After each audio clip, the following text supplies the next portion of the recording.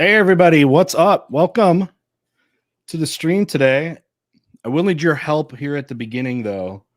Can everybody hear us? Check. Hello, everybody. Yep. Check. We'll need some feedback. You'll have to wait until the delay here. Yeah, there's 10-second delay. So I'm sorry. Yep, We are sounds like they can hear us. Yeah, 10 seconds in the past. So you all have to tell us what the future's like. You can give us a 10-second head start on any catastrophes or good news we should probably we should know about. So anyway, I know a lot of you have been talking about this, I guess literally for years now. Yep. And I mean, we finally made it happen. I think we're both busy folks trying to pump out stuff, but I mean, it makes sense because we have a lot of the same interests and do a lot of the same things, and we thought this would be fun. So let me explain what's going on. So first off, if you are from Mr. Vlogging Through History's channel, and if you don't know me, I don't know. I assume we have a lot of cross. I would think so, yeah. Like most, but anyway, yeah. Thanks for being over here. I'm Mr. Terry. So if you don't know who I am a high school history teacher. I've been doing that since 2010. And started my channel in 2019, originally to post my AP history lessons, which you can see some very low quality work of that in some playlists. And then started doing the reaction commentary stuff not long after that, after watching just some cool videos. And I want a specific story, because people always say like, why did I do this? There's a great reactor out there, and it calls himself part of the Renaissance crew, but it's there's a couple of them, but this group. But anyway, history of the world, right? I guess. And I remember after watching that, it was one of the first, I feel like, history videos. I don't know, like I didn't watch a ton of like YouTube, I swear, history videos, even though I was a teacher forever. But for some reason, I watched the reactions to them, and I never really watched people do react stuff. And I remember after one of the videos, they were like, I wonder what a history teacher would think of this. And I was like, hey, I'm one of those. I did it, and so I went to just looking for what popular videos were, and Oversimplified came up and did that, and then it took off from there. But anyways, I've been doing that, of course, ever since. My community, if you are here, and I bet you know Mr. Vlogging Through History, but why don't you go ahead and introduce yourself and how you got here. So first of all, I don't know if you remember this or not. Do you remember the first time that you and I interacted? Yep. It was before I even had this channel. Yeah, I used to do gaming streams, and at the end, we would go and we would look up, like in the chat, I'd look up somebody history related that was streaming, so like a raid, and every time I would try to bring everybody over to the chat. And yeah, you can, and yeah, I forget what you were playing. I was playing a 7 Years War mod for Hearts of Iron 4. And all of a sudden, the chat just blew up, and it was all your people that had done your raid onto the channel. It was awesome. That was back when the channel was still called History Guy Gaming. That's right. Before it all became part of Vlogging Through History. So yeah, that was before I even did this, and you are definitely one of the reasons why I have this channel, because I saw what you did, and I thought, boy, that'd be a lot of fun to do something like that. Yeah. But I never intended. For those who might not know, my channel was not created to be a reaction channel. It was created for vlogs from historic sites. But right about the time I set up the channel, COVID happened, couldn't travel. So somebody said, why don't you do like a reaction to some history videos, like watch a Sabaton song and give us the history behind that. So most of my early reactions were Sabaton and Oversimplified. But yeah, so my degree of study was history in college, but I ended up going into youth ministry and did that for 14 years, and subbed here and there, but never really taught in a school. So yeah, this kind of became my outlet for history. So here we are. Yeah, but you'll always be the OG history reactor. Well, I'm surprised. I think it's amazing how quickly it took off for you, and you've been able to make this a serious part of your life now, and doing that. And it's been amazing to see you definitely surpass, myself and all that. Well, part of, and I say this all the time, part of the benefit Yeah. that I have going for me is that Yeah. I don't have a day job. So There you go. this Yeah. is it. So I've got a lot more time to Yep. be able to do this daily, whereas you're teaching and everything. So it makes it a little more complicated. I Sure. was in a situation where I was able to do this. So I lucked out in that way. It's just awesome. Yeah. Doing that. I'm actually, I've reduced a little bit of my, for this next year, a little bit of my teaching load. The school's been really good with me, and I hope to make more content. Nice. So this summer I really try to commit to it. I try to commit to 2 videos, or sorry, not 2 videos, a video every other day. Mm-hmm. And man, just that can take a lot of time. It's impressive how much stuff you put out there, because you want, to do good stuff, but you don't want to, like, you don't want to cheapen the product and all that and stuff. So yeah. one of the things I struggle with too is I don't want to get stuck in a rut where I'm always doing the same kind of stuff, because it would be easy for me to just do the American Civil War or Wars of the Roses or World War I all the time, stuff that I'm comfortable with. But that would get boring really fast. And so sometimes it can be a challenge kind of finding something to do that hasn't been done before. What I love your travel stuff, and it's interesting because it's like the reaction stuff that we do it's pretty simple to do, but it's popular, right? Mm-hmm. And then I know you're like this, and I'm like this too. There's other stuff I'd love to do. I'd love to make more content. I'm working on like my first video essay and stuff like that, and we hope you all will watch that stuff too, because we put so much time into that. But they're not as popular, right? I mean? That's the frustrating thing. I can fly over to France, and spend all this money, do all this time editing, and it'll get a fraction of the views that the reaction stuff does. It is, because I think it is important, because I was thinking about that if I feel like we still need to do that stuff, because I think it establishes, hopefully, like, credibility. Yeah.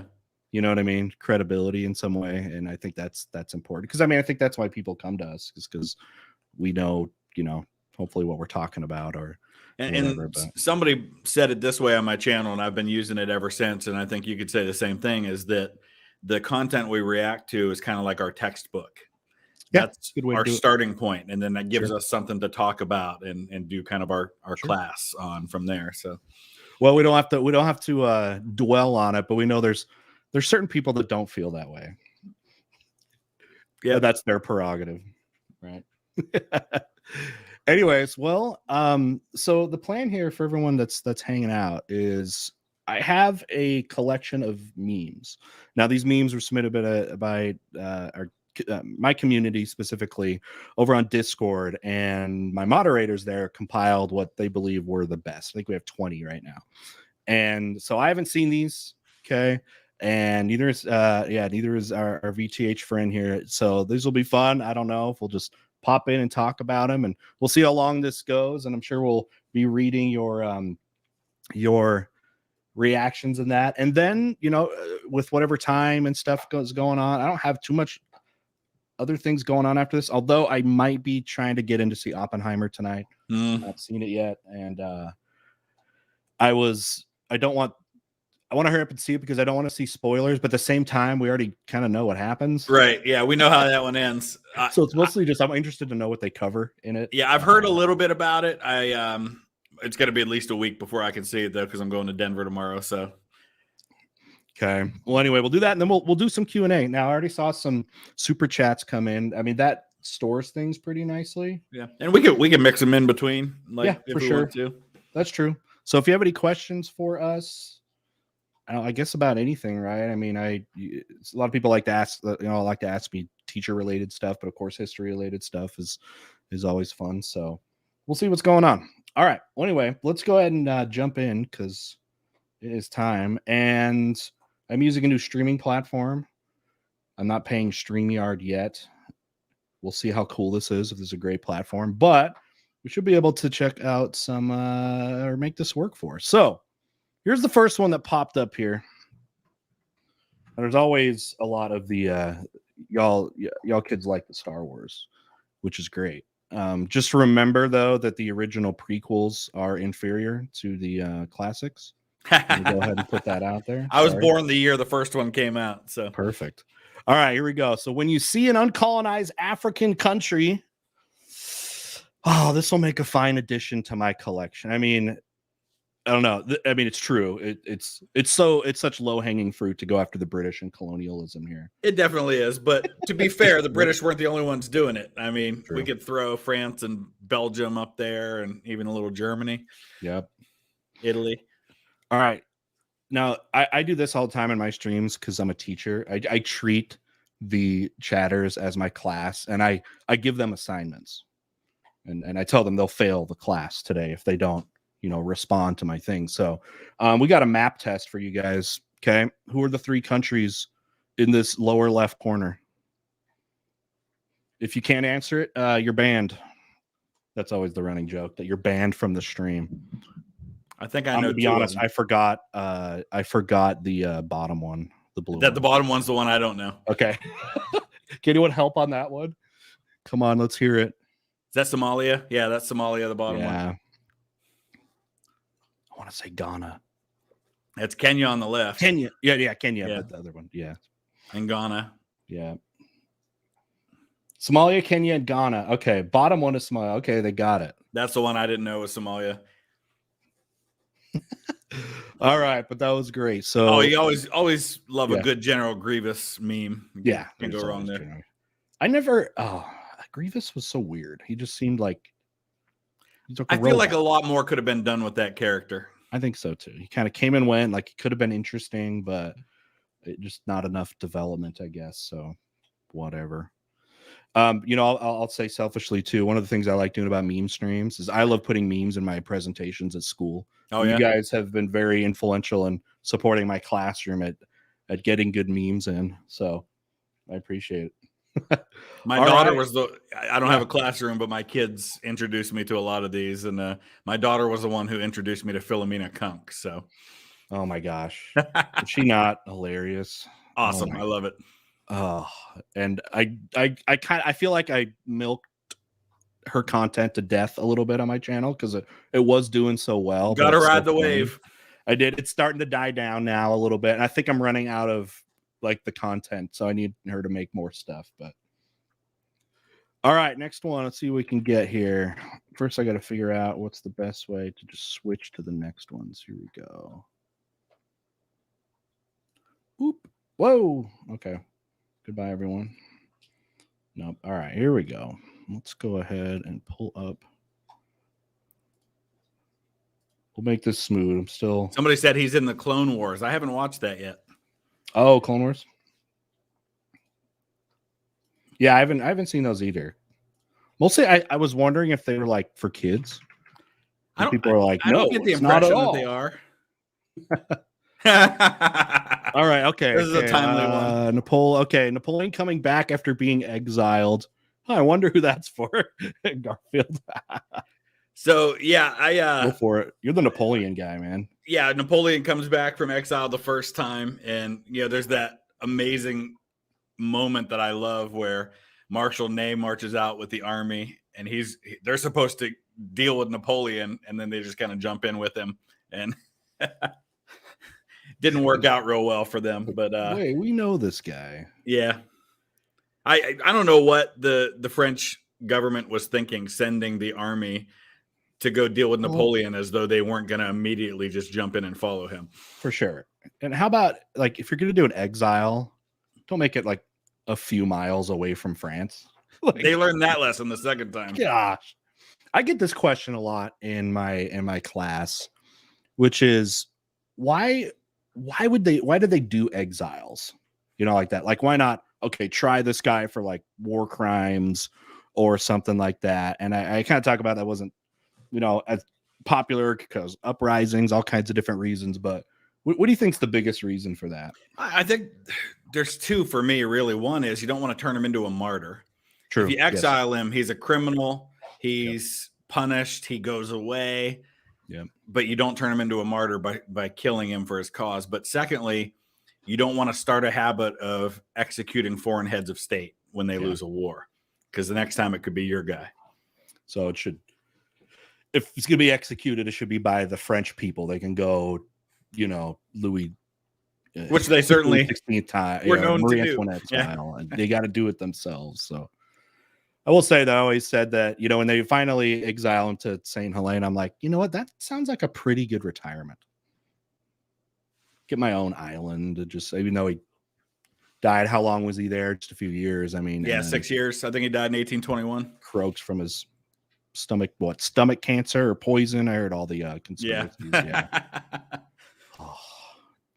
Anyway, all right, awesome. Let's go ahead. Okay, I got to find a better way here of getting to the next thing, because I know I've done this before. Somebody asked me the flag. That's Oh, the yeah. Ohio State flag that's behind me. The state of Ohio. Somebody was asking what the flag is behind me. How do you feel about Ohio being a meme now? I'm not surprised at all.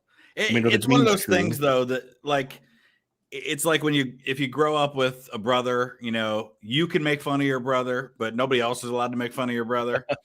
It's the same thing with Ohio. Like, we're allowed to make fun of ourselves, but we don't like it when other people do it, because then we have to defend it. Which part of the memes are true and which ones aren't? All right, hold on. The next meme apparently has music. Okay. I would say most of the memes have some truth to them, but like a lot of states, Ohio is so different. Northeast Ohio is a completely different place than Southwest Ohio, for example. So they're all true to a degree. Okay. All right. Okay. Next one. Here we go. Yeah, this one had music. If you heard the little thing there for a second. All right. This might be loud. It seemed kind of loud, so prepare your ears.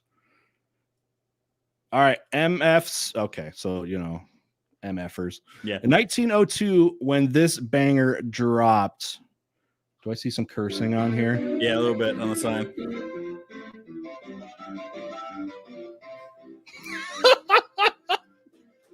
Yeah.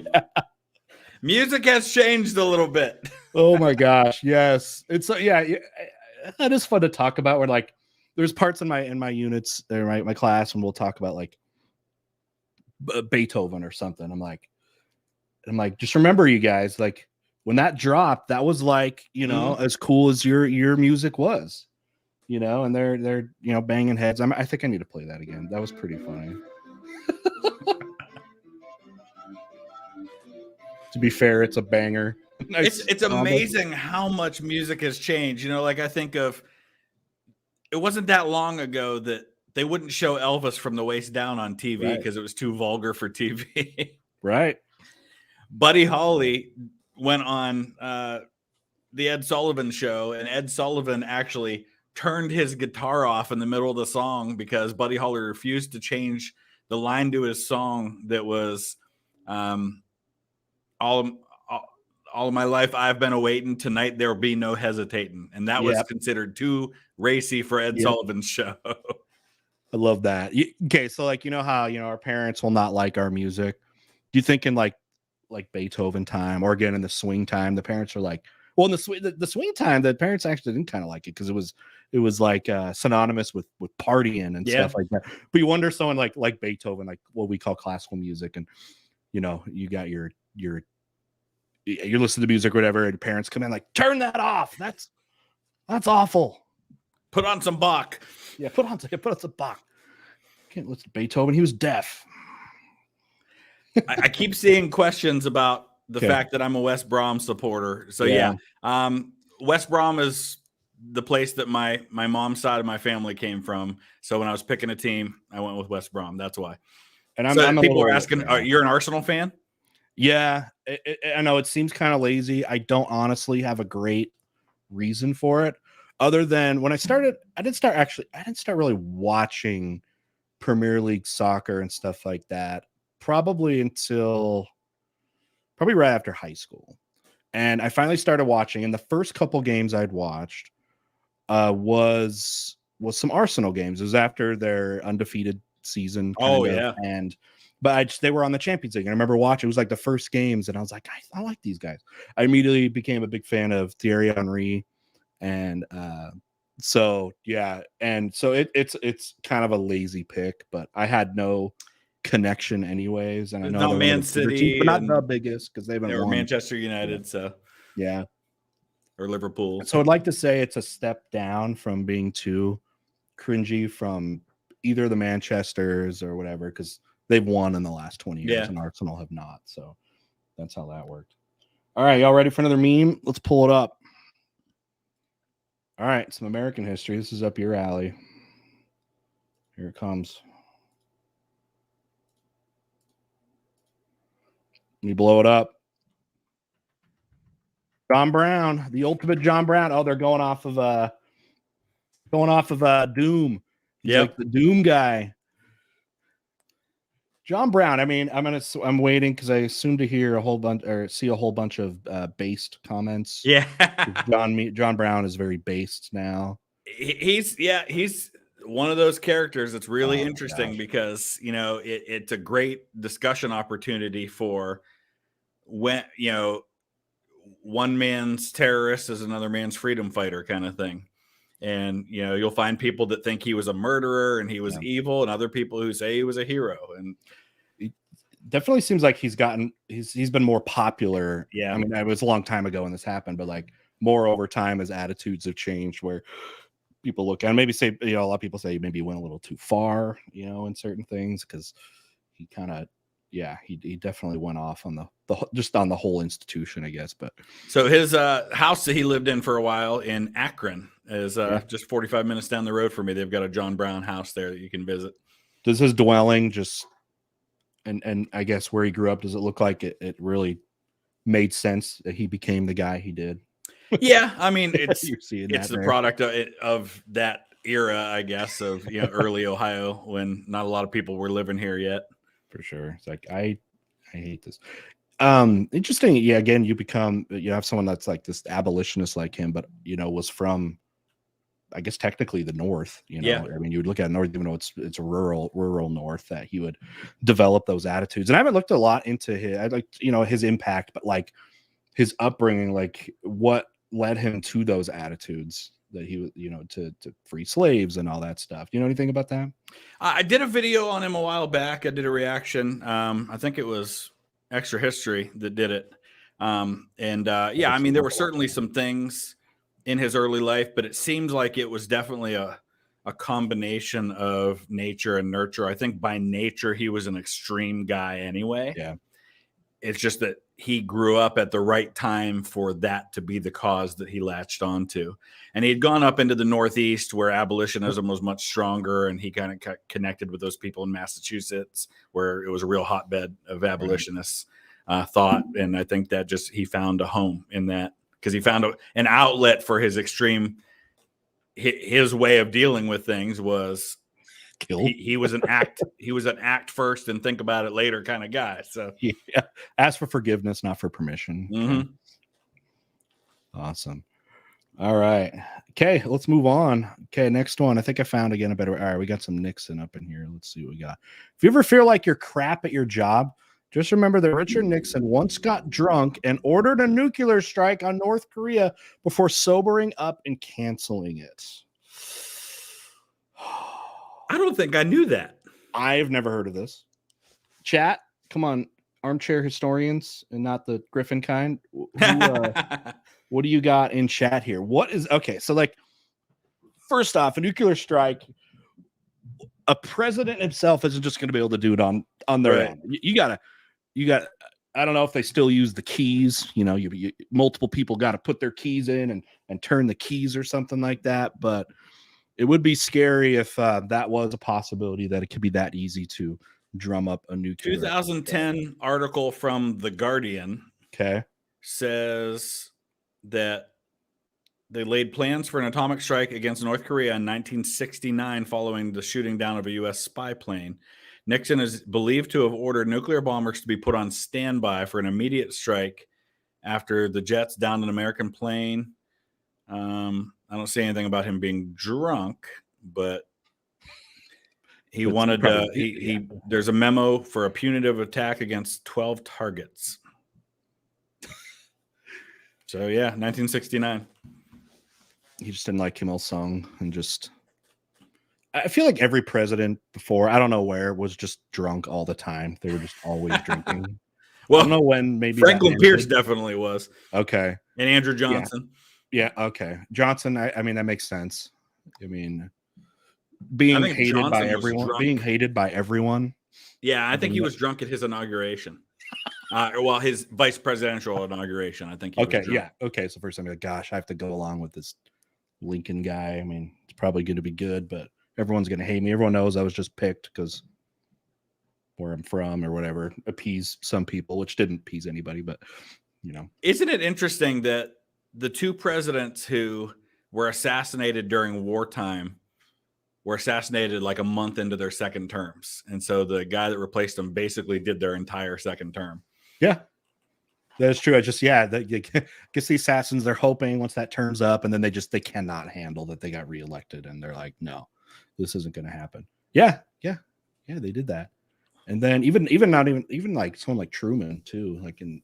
Well, that's actually I said assassinated, but I should have said I meant died because I was thinking of Roosevelt as the other one. Yeah.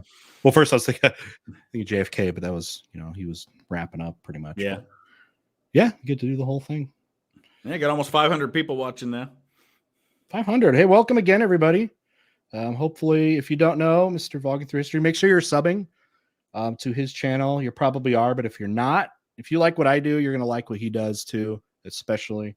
And yeah, it should be awesome. I don't know if there's anything else we want to plug. I do have a gaming channel. We both do. We both have gaming channels. I know I haven't been good at that this summer because I've tried to do more content like for my main channel, but Mr. Terry Gaming for mine, I think you should have stuck with History Guy Gaming.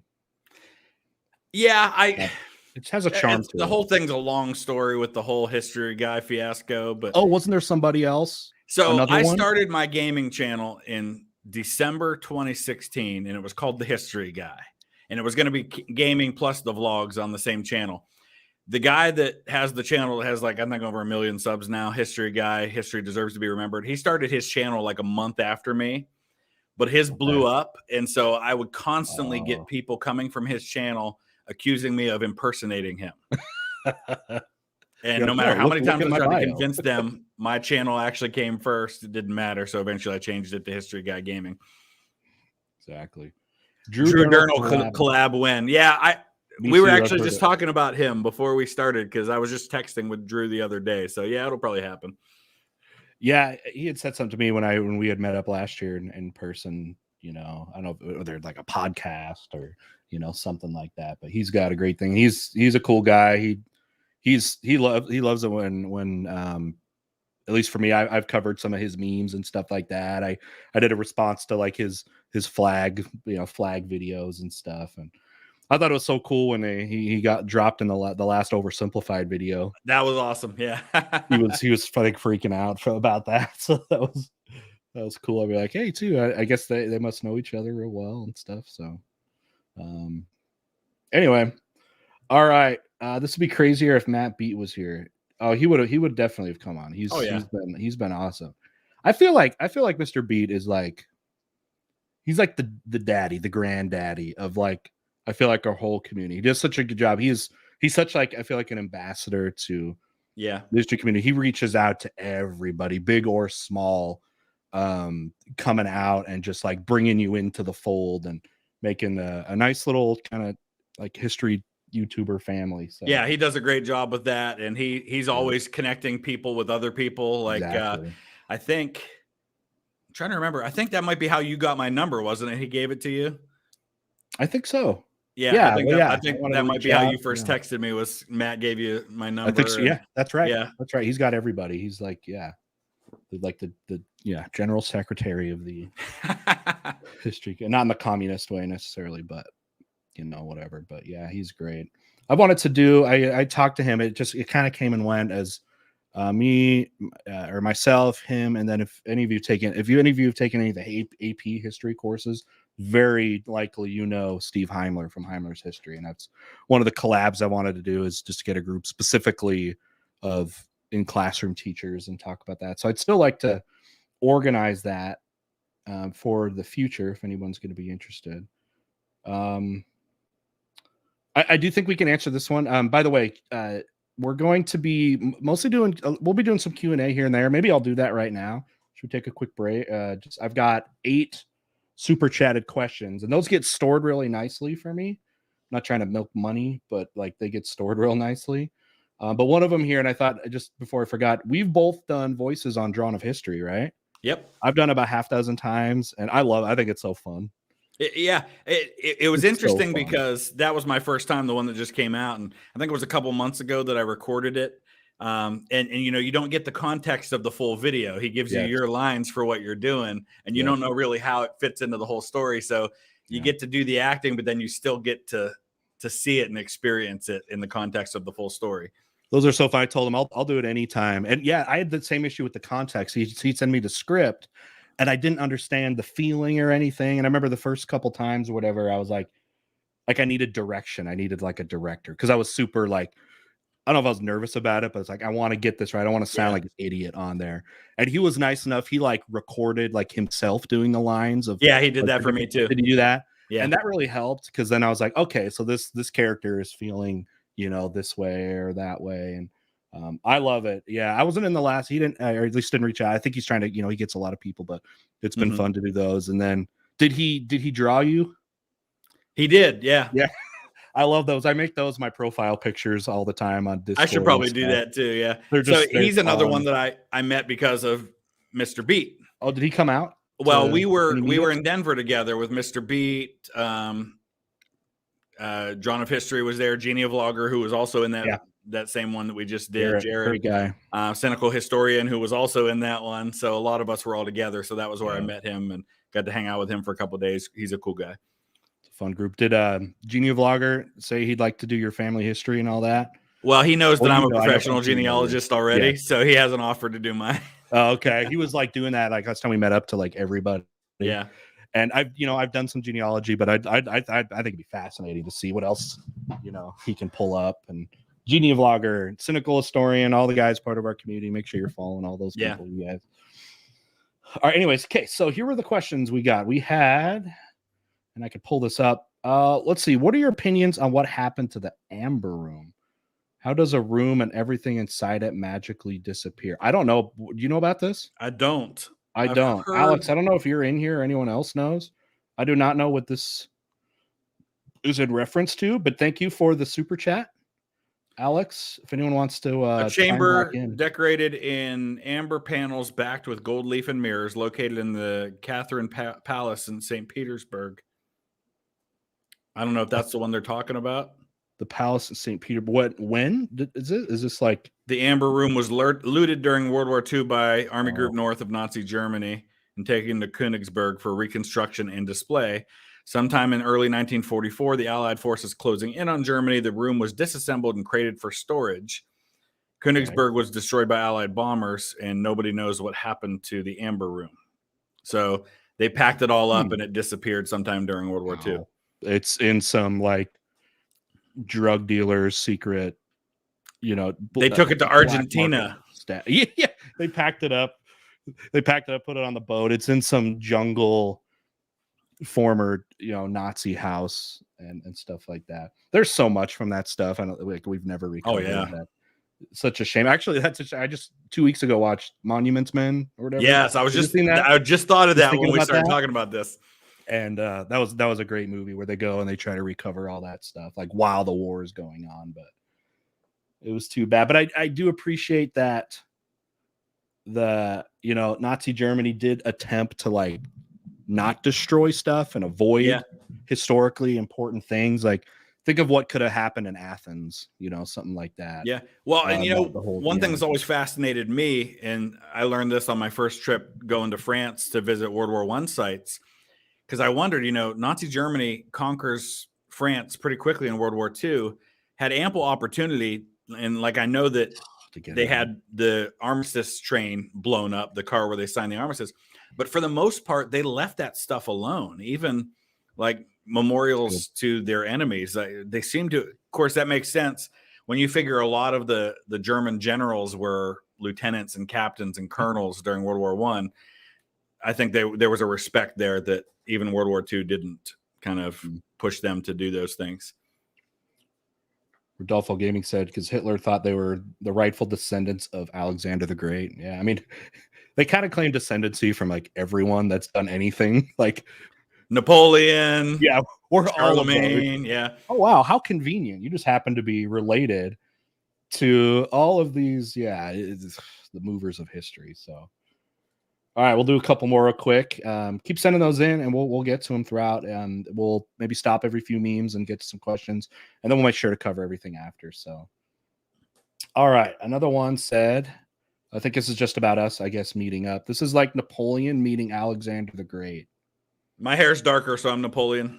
Okay, I'll be Alexander. You also just admitted to being really abnormally short. Like he was the average shortest height for the person. time. He was the shortest person to ever live. Okay. I do look short when I'm standing next to my son these days. Oh, make you feel insecure. Perhaps. All right, we'll do one more real quick. Yeah, thanks for that, by the way, Tim Gladiator. All right. How much blame do you think Wilhelm II has for World War One? For me, I think it's fairly significant. I feel like Germany had a pretty good opportunity, a decent one. I've done all I've talked about this, I feel like, so much, and we've done this so much. Actually, one of my community posts on YouTube, like I said, all right, everybody put a percentage for each country involved and percentage of what blame should be on them. I'm still kind of an Austria-Hungary guy that needs to really get the fingers. All right. But Kaiser Wilhelm definitely did not, I don't think, help the situation very much. No, he wrote the blank check that Austria-Hungary cashed. Yep. So he definitely gets some blame. I don't consider Russia completely blameless in the whole thing, because Russia had an opportunity to keep it from going too far. Yep. And just like Germany and Austria-Hungary, they were not willing to hold back. So I think it has to go Austria-Hungary, then Germany, then Russia for me. Makes sense. Yeah, I think so. Yeah, I think that's fair. Where do I break down those percentages? I don't know, but yeah, a lot of people had a lot of chances to make things better. So it's one of those moments in history where it's fascinating to study when you start looking at all the times in that couple of week period after the assassination, all the chances there were to keep that from going too far. It was almost like it was if ever there was a time in history where it was like fate or destiny or whatever you want to call it, like it was predisposed to happen. Yeah, it seems like that was it. In my classroom, and in most modern classrooms, we really hit long-term causes, as really we need to talk about those much more than guerrilla principle, for the most part. I saw somebody just the other day say that it was like there was a room filled with, TNT and gasoline and, rags that were soaked in, flammable things. And the assassination was the person throwing the match into the room. Exactly. Yep. It was all there. All the ingredients were there. So I think that's good to be able to talk about it. Sometimes it offends people, but I say I like learning about World War One a lot more than World War II. Same. And World War II, there's the kids on the internet here, man. They love it and they think that's blasphemous. And I say, here's why.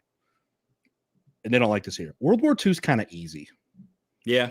It's kind of easy, to study. Like, how many debates can you really have about? I mean, you can, of course, the actions, but like, you could have a never-ending conversation about the start of World War One and what what led to it and things like that. And everyone can probably be right. Yeah. With their thing. I find it very interesting to talk about.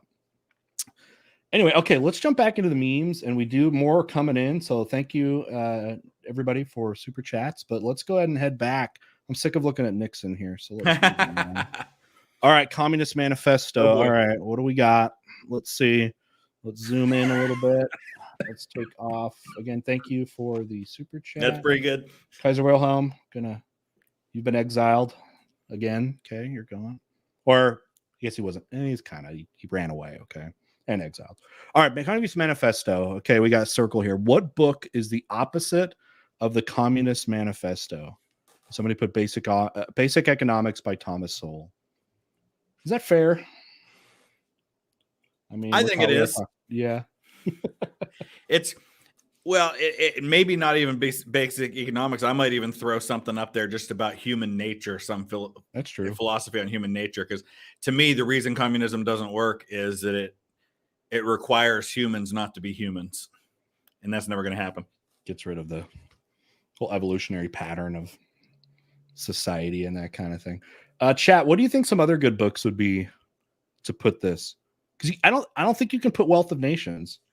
The more and more I learn, because I mean I've read like we talked about a lot in college. I took an American economics history course and stuff like that with Adam Smith, but you can actually find because people will think like they're on like polar opposites, someone like Marx versus Adam Smith, when they're actually not. There's actually a lot of kind of some of the similarities that you can find of some of the like Smith's apprehensions towards, you know, I mean, he was free market, but like other things that could be of concern that could happen, that are some of the things that will be addressed by socialists, you know, forward. But anyway, so yeah, what are some other ones y'all you would put against this? Let's see. Communism leads to corruption. Put the book From the War of Independence. What do you mean, like Thomas Paine or something? Or because somebody said common sense. Yeah. Yeah. Okay. Common sense. But just because it says common sense, or actually the content. That's true. The content of it. It's funny. You and I were talking before we started about hating to edit and things like that. And as soon as you mentioned Adam Smith, it reminded me that a year ago I was in Edinburgh, Scotland, and I did a whole video in the cemetery where he's buried. Yeah, that I haven't uploaded yet. That's cool. He's buried in the Canongate Kirkyard, right on the Royal Mile. The cemetery, like his grave, was literally 50 feet from our Airbnb. Darwin's Theory of Evolution. So put up just like On the Origin of Species. Machiavelli's a banknote. Put a banknote. All right, Art of the Deal. I saw that one too. All right. Anyways, let's go ahead and we'll move on. Of course, looks like this was on 4chan, so you know that's where you go for your political opinions. All right, what we got here? Look, sir, Han said he'll provide firepower for the defense. Okay, that guy's in backwards. That must be. Looks like it might be like Normandy or something. Yeah, it looks like one of the nests maybe up there. I was just there. Have you been to France? Nope. I've been to southern France. I've not been to northern France. Oh my gosh. I mean, I was there, a couple of weeks ago, so it was crowded because of the anniversary, but it's a pretty amazing place to be for sure. Love to see that. How well have they kept up some of these, like the, artillery and all that? Some of the sites are really good. I mean, Normandy, we're talking like 50 miles of beaches. Right. And so some areas are really well preserved, other ones not so much. But there are definitely some sites where you can see the entrenchments. You can go down into these bunkers. You can see some of the artillery. You can see some of the damage that was caused on some of the places. It's pretty cool. Great. I had a question. I should have talked about this earlier. It was asked by Anthony, where do you submit memes? So these ones have already been selected for what's this stream is going to be. The best way to do it. So the next time we get together, we're going to get together another time. Will be on VTH's channel. And do you still think if people want to send memes, you think Discord or? Yeah, I mean, I don't actively I'm not actively involved in my Discord, but there is a Discord that people are on. And we can. What I'll do is when we're done with this stream, I'll do a community post and I'll post a link where people can submit the memes for the next one. Awesome. If my mods are in here, I've seen you guys pop in and out. If you wouldn't mind once in a while, post the Discord links for both of our servers. I'm sure they should be easy to find. Is yours probably in a video, like in a description or something? Yeah, like some of the older videos should definitely have it. Okay. And you can do that with mine. So what I would do for y'all is post memes, put them in both of ours. Because I mean, if this goes well and goes on yours, I'd love to, keep doing this. Yeah. But my channel, maybe a little more active. It sounds like yours is, or I don't know how active. I don't know either. My issue was I just didn't have the time to be able to check on it. It's just another thing. Yeah, it's another thing. So mine is pretty active though, and a lot of people like to send memes. Here's what I would do though: if you want to send memes, send probably not the same memes to both of our accounts because we don't want to cover probably the same ones over. But for the next stream, you can drop it over on his and then put them in mine as well. People love posting memes mine, and there's a whole memes channel. So anyway, get those in. And if you want to join other stuff, I'm trying to get better on the social media things. Just more things now, but I'm doing better with like Twitter now. So I don't know. Are there any other socials I got to be finding? You're on Twitter. Yeah. Other things, Instagram. I just honestly just post memes, pretty much history memes. Should be too hard to find both of us, I think, for all the socials. Just probably look for our names and all that. I even did the Threads one, the new thing, but there's too many to keep up with. I can't. Yeah. Can't do it. I just need one. All right. Okay. Next meme. We got SpongeBob. Yeah, we got the Bob. All right. When you finally get to the German trench and a fellow private asks what to do next, I don't know. I never thought I'd get this far. I mean, literally, like, it's amazing how little. And when we talk about trenches, we know everyone's always talking about the Western Front, right? Because that's where the lack of movement happened. But yeah, it's like, well, I've been sitting in the same trench for months, and now I'm in a new one. Now what do we do? And I think by like 1916, 1917, Germany's doing this thing called defense in depth, where they've got a kind of lightly defended front trench. Their real defense is the second, the third, the fourth line. So you get to the first one, you're like, yeah. And then that's when it really gets bad. Yeah. Well, it's like they know they're going to lose it. So it's like, you can't fully invest in one trench. But at the same time, then it's like, well, then how do you even move? Like, how do you keep moving at all? Yeah. Everything about that war is just mind-boggling to me. Disgusting. A war that we talk about in my class didn't start for good reasons and solve no problems. Yep. And in some ways, created new problems for the next generation. Exactly. To do it. It ensured basically that there would, be another. One of the some of the videos, your on-site stuff that's really cool is, but it's Verdun, or I just combined Verdun and the Somme. I mean, Verdun and the Somme. I love it. It's tragic to look at, but it's so interesting when you look at how everything's just grown over with the trenches. And it's just like a field, and it's just so weird looking because there's like, you go down and there's a trench and then there's a hill above it. And it's like, if you didn't know that really the history of World War I, it would be probably so weird to look at and be like, why does this look like this? The Somme, I was just there a month or so ago, and we walked into this place called Mametz Wood. And it's just, if you didn't know World War I happened there, it doesn't look like a battlefield. But then we walked into Mametz Wood, and as soon as you walk in the wood, right there next to the trail is this 6-inch artillery shell laying there, unfired, that somebody had just found and laid next to the thing. And it's just that reminder, 100 years later, they're still finding that stuff. Amazing. I remember I did a reaction on one of those videos, like is Europe's undetonated bomb problem, and how it's still like this huge deal for construction workers. Yeah. They find it all the time. And then there's all this protocol about what they do when they find one. Hear about that. They'll evacuate, I don't know how many blocks away, like tons, evacuate everybody out of there. And it's still huge. And I think they're especially finding it on the Eastern Front down there. Yeah, it's probably not been, because there hasn't been as much development there. And like on the Somme, those guys went back to farming their fields. And so a lot of that stuff got plowed up, and probably not as much on the Eastern Front. So it's not as bad as mines in Southeast Asia. That could absolutely be true. Ones over in the Vietnam Wars, both with United States and France and all that stuff. Ugh. All right, moving on. Let's see. What other depressing stuff are we going to find? There we go. Let's get some prehistory going here. When you're just chilling with your prehistoric buddies and suddenly a massive meteor comes crashing down. I like his post. Guess I'll die. Wow. I just went to a dig site, for dinosaurs out in eastern Utah. Oh yeah, because you're out west, so there's a lot of that. Yeah, Dinosaur National Monument. It's really cool. I've been there a couple times, but yeah, it's cool. And they have a wall that's kind of been carved out, dug out, and just all these levels of millions of years of these dinosaur bones. Because in that place, it was kind of around. It was a riverbed, and you have to have amazing.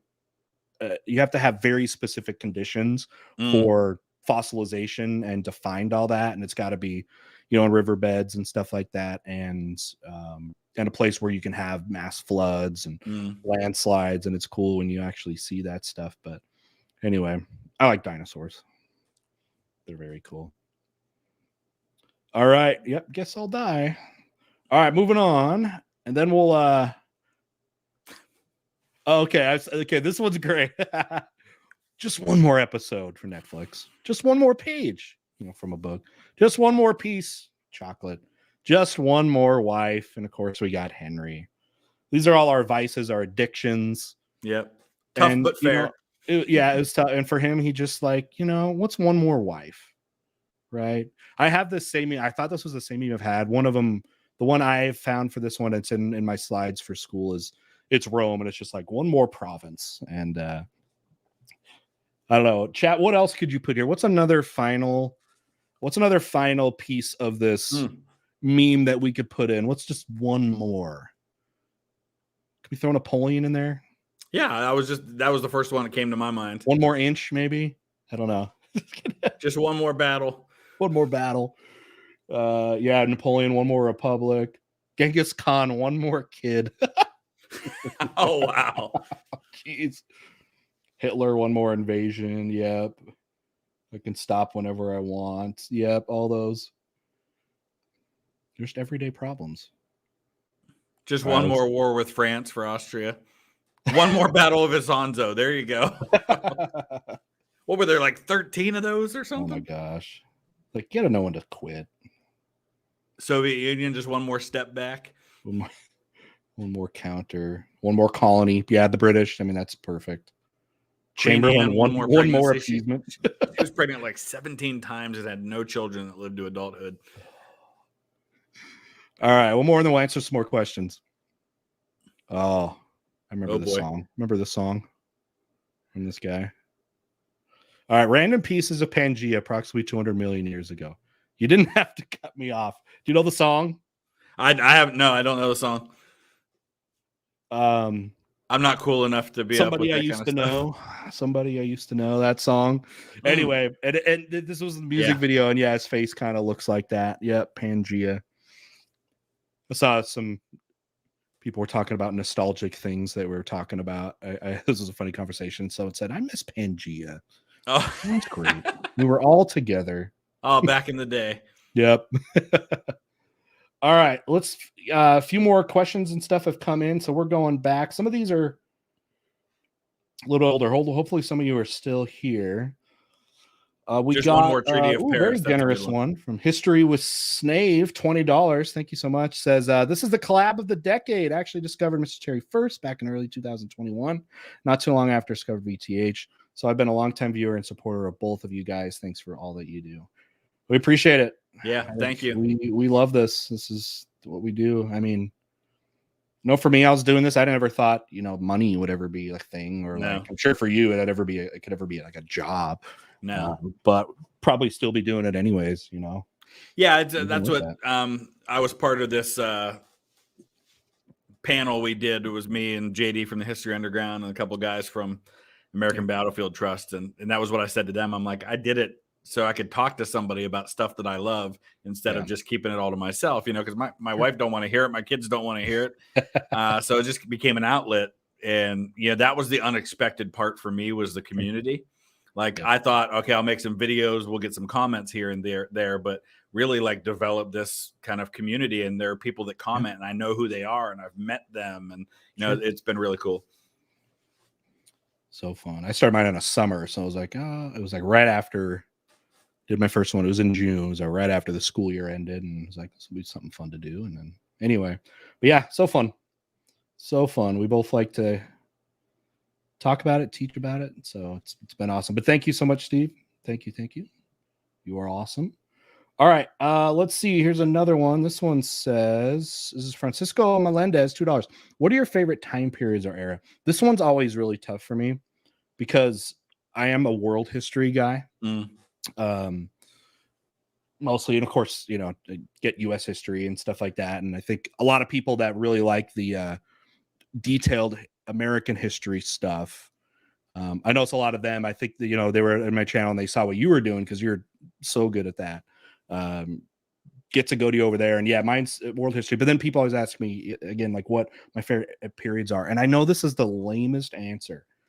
It's like I love all the places and all the time periods. It's like I know asking that. you which one of your kids is your favorite. Yeah. Yeah, and it's like I love talking about early history, like river valley civilizations of thousands of years ago. Yes, I love the classical era. I love talking about Greece and Rome and Persian, China. Yeah, and the Middle Ages are awesome too. And then the modern stuff like 20th century, it's all cool. I like to learn about things that I don't know about yet. Mhm. I know a lot of people, with history, they really get into a subject or a couple subjects and just go into a deep dive, right? And they really stick to that.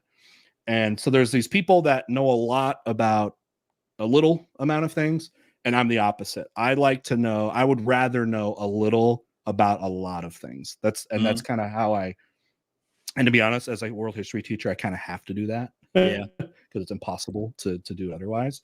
So I know that's not the answer, probably, Francisco, but some of my, again, favorite topics. I love ancient river valley civilizations like, Egypt, Mesopotamia. Love that stuff. Yes, I love Greek and Roman things. I really have focused the last half of my teaching career at diving way more into Asia, Mm. Chinese dynasties, and not just China but Japan, and then Southeast Asia. So like I'm loving that more. And every time I learn more, I learn more fascinating things and have more respect for all the different cultures and civilizations that we've had in the world. Because my whole life, you always hear about the modern stuff, and Yeah. I love that. And I was actually sad when I first started teaching AP World History for the first half of me doing it. It covered everything. It went back from literally Pangea almost to the modern day, and then the College Board, they ended up splitting the class, and the class I now teach is now cut off everything before pretty much the 1200s. So it pretty much starts with like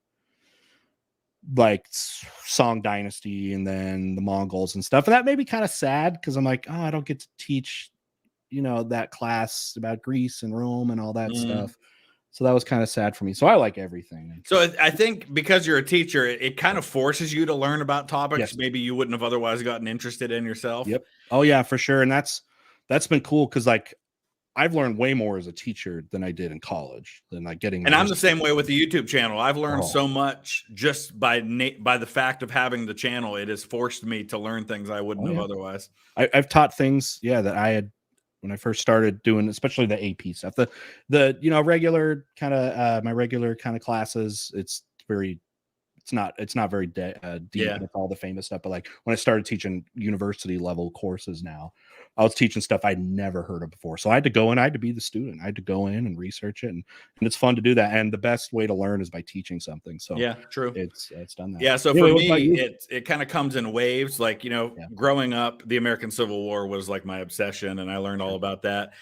And then it's funny how unexpected things trigger my interest in something new. So the Showtime, I think it was Showtime series, The Tudors, Yep. which has got a lot of fictional elements to it. That Sure. started me on this deep dive of the Wars of the Roses in that time period, and I got obsessed with that for a few years. And then I saw a YouTube video about the Battle of the Somme, and that started me down this rabbit hole of learning about World War One. And now I'm on this Napoleonic Wars thing where I'm trying to learn all about that. And 2 or 3 years from now, it'll be something else. Yeah, and I think that's how it should be though. Like if you're a one trick pony in history, people that do that, I'm like, you probably really don't like history that much. Then if you only like really look into one thing, Mm, don't call yourself like a history lover. You're a World War II tank lover or whatever. right. You know what I mean? Um, anyway, so yes, thanks again for that super chat, Francisco. All right, we'll do one more and then head back to the memes. This one, Magician Sapphire, $10. Thank you so much. Hey guys, what are your opinions on the Amadeus movie? I still laugh at the Salieri. It was good mocking me from Family Guy. Man, I haven't seen Amadeus since Same. it was in my. Oh, I've seen it, but like it was the last time I saw it was. I think we watched it in like my ninth grade choir class. So like, I don't know. And then when you're a 15, 14-year-old boy, you don't care about probably that. Same. I was in So high school. I will probably watch it soon because in October I'm going to Salzburg, which is Mozart's hometown. So okay. I'll probably watch it before I go there. Yeah, it was you mocking me from Family Guy. I'm trying to remember if there was a Family Guy. I've covered a lot of the Family Guy history related stuff. I'm trying to remember if there was a joke from that. Maybe there was, but I think there probably was. Yeah. they've hit everything. So sorry I couldn't answer it better for you. We'll have to come back to it if I see it again. So anyway, thank you so much. All right, and then let's head back to a few memes here, and we'll come back. Hopefully this format's working well. Okay. Whoop. All right, we got William some Jennings, Brian. Let's go, William Jennings and McKinley. Please make me president. No. All right, we got our first electoral map, very, very blue. And then no again, and it's a little bit more even. And now it's flipped. No. Even with that, hey, electoral college. Are you an electoral college guy? I am. Nice. What's your best argument, you think? What do you think's the best argument for it? To me, it's just, I live in Ohio, so obviously everybody comes here because we've been a swing state for so long. But Yep. I don't get the argument for a popular vote, because when you look at all the other forms of government, nobody else really has direct elections of their heads of government either. In the parliamentary system, it's really the same thing. It's a bunch of local elections that determine the national leader.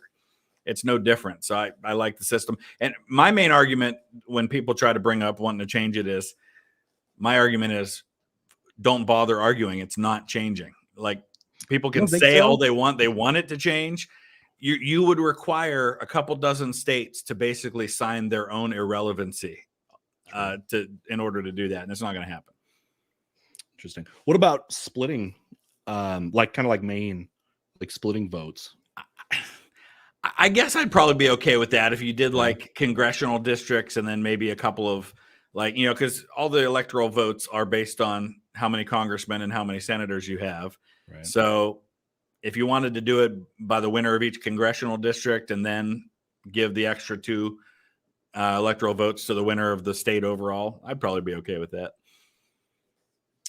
Have you argued that with Mr. Beat? No, I know that would be an exercise in banging your head against a wall for both of us.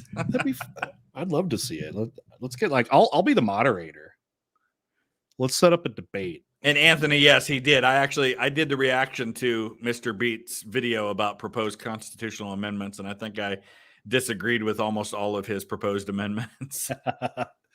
Did see a stream he did a couple weeks ago that was interesting. It was ranked choice voting and stuff like that. And how, I don't know if you saw that, and he's against it. And what's that other one? Star. I haven't seen that one yet. I know there's another system. I'm trying to remember. There was something about that. It was like star voting. Someone correct me if I'm wrong. I got to look at it more. But I'm one of those ones. I see it on both sides. It does seem hard with someone like California, where they have so much voting power, and people don't realize that actually there's a lot of red in California. Yep. I was just last week in Orange County, and that's a very red place with a huge population, and it gets, voted out, and things do change over time. I mean, California, when I was a kid, was a pretty solidly Republican state for a while. And Reagan years. Yes. Yeah. Where I live, this year is the very first time in my entire life that I have had a Republican congressman. In your district? Yeah, for the first time in my entire life. I'm 45 years old. I'm going to be 46. My where I live has been represented by a Democrat since I was born until this year. Yeah. So I live in one of the bluest parts of Ohio, and so even that has shifted. My district went for Trump, and my district had never gone for a Republican before. So shifts do happen. Well, yeah, I mean, history shows us too that'll probably change too.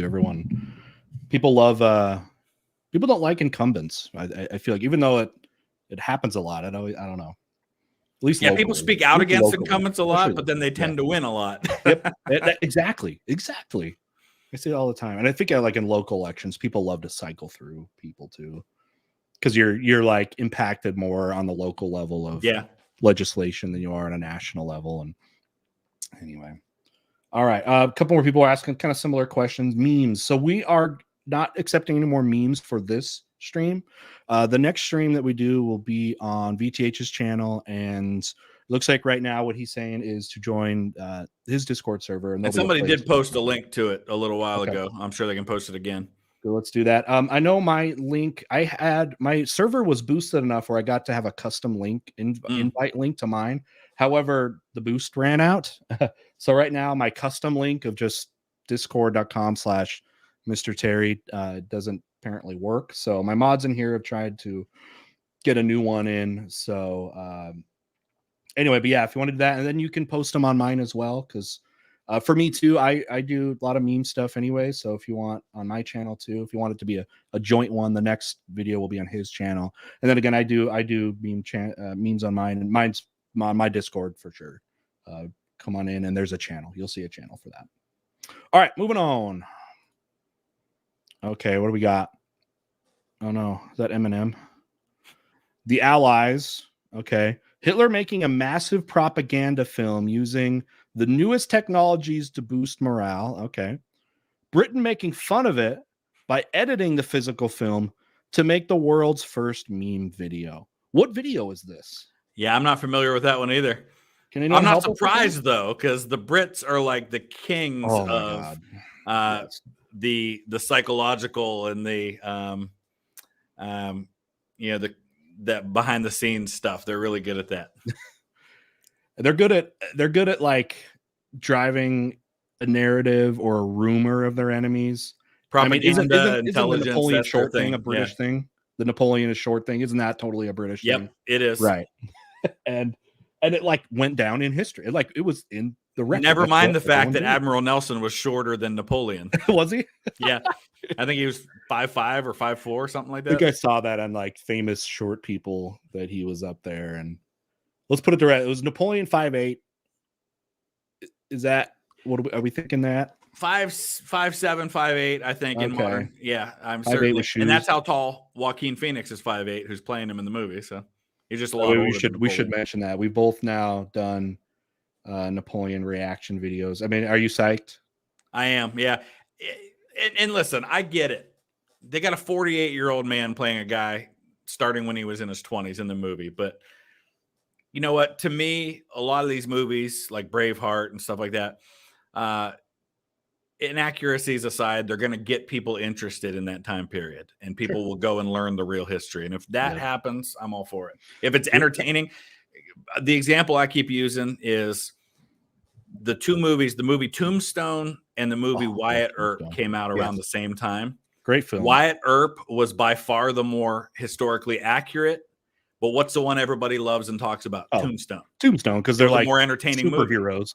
Yeah, it was a more entertaining movie, and more people have probably learned about Wyatt Earp because of Tombstone than the much more historically accurate Wyatt Earp. I'm on your side. I mean, I know it's very, very popular. Armchair historians, they will just rip apart movies, right? Historical movies, and like take it personal. Yeah. Like, they'll take it personal that this thing didn't match up or align, and people, at least in comments, YouTube or Discord, or whatever, will do that same thing. Be like, Mr. Chair, aren't you upset about this? And I'm like, dude, not really. Not really. If someone's, I mean, if it's, I guess if it's something that's going to completely like rewrite history and like could be harmful in some way, like, okay. But most times I find with historical inaccuracies in movies, it's not like that. It's right. Like the Napoleon trailer. Okay. So I had people tell them they were ripping apart things like the square was too small for the British men forming a square as the cavalry rode around. Who cares? Yeah. Come on, get over that stuff. Napoleon wasn't there when Marie Antoinette was executed and she had her hair cut before they brought her out. You know what? By the way, I was nervous. I put in my reaction video, I was nervous to even say, because I actually had a question. I said, was Napoleon at her execution? Yeah. And as that I was coming out of my mouth, I'm like, I'm going to get ripped apart for this if I'm wrong or something. Like, I'm going to get, yeah.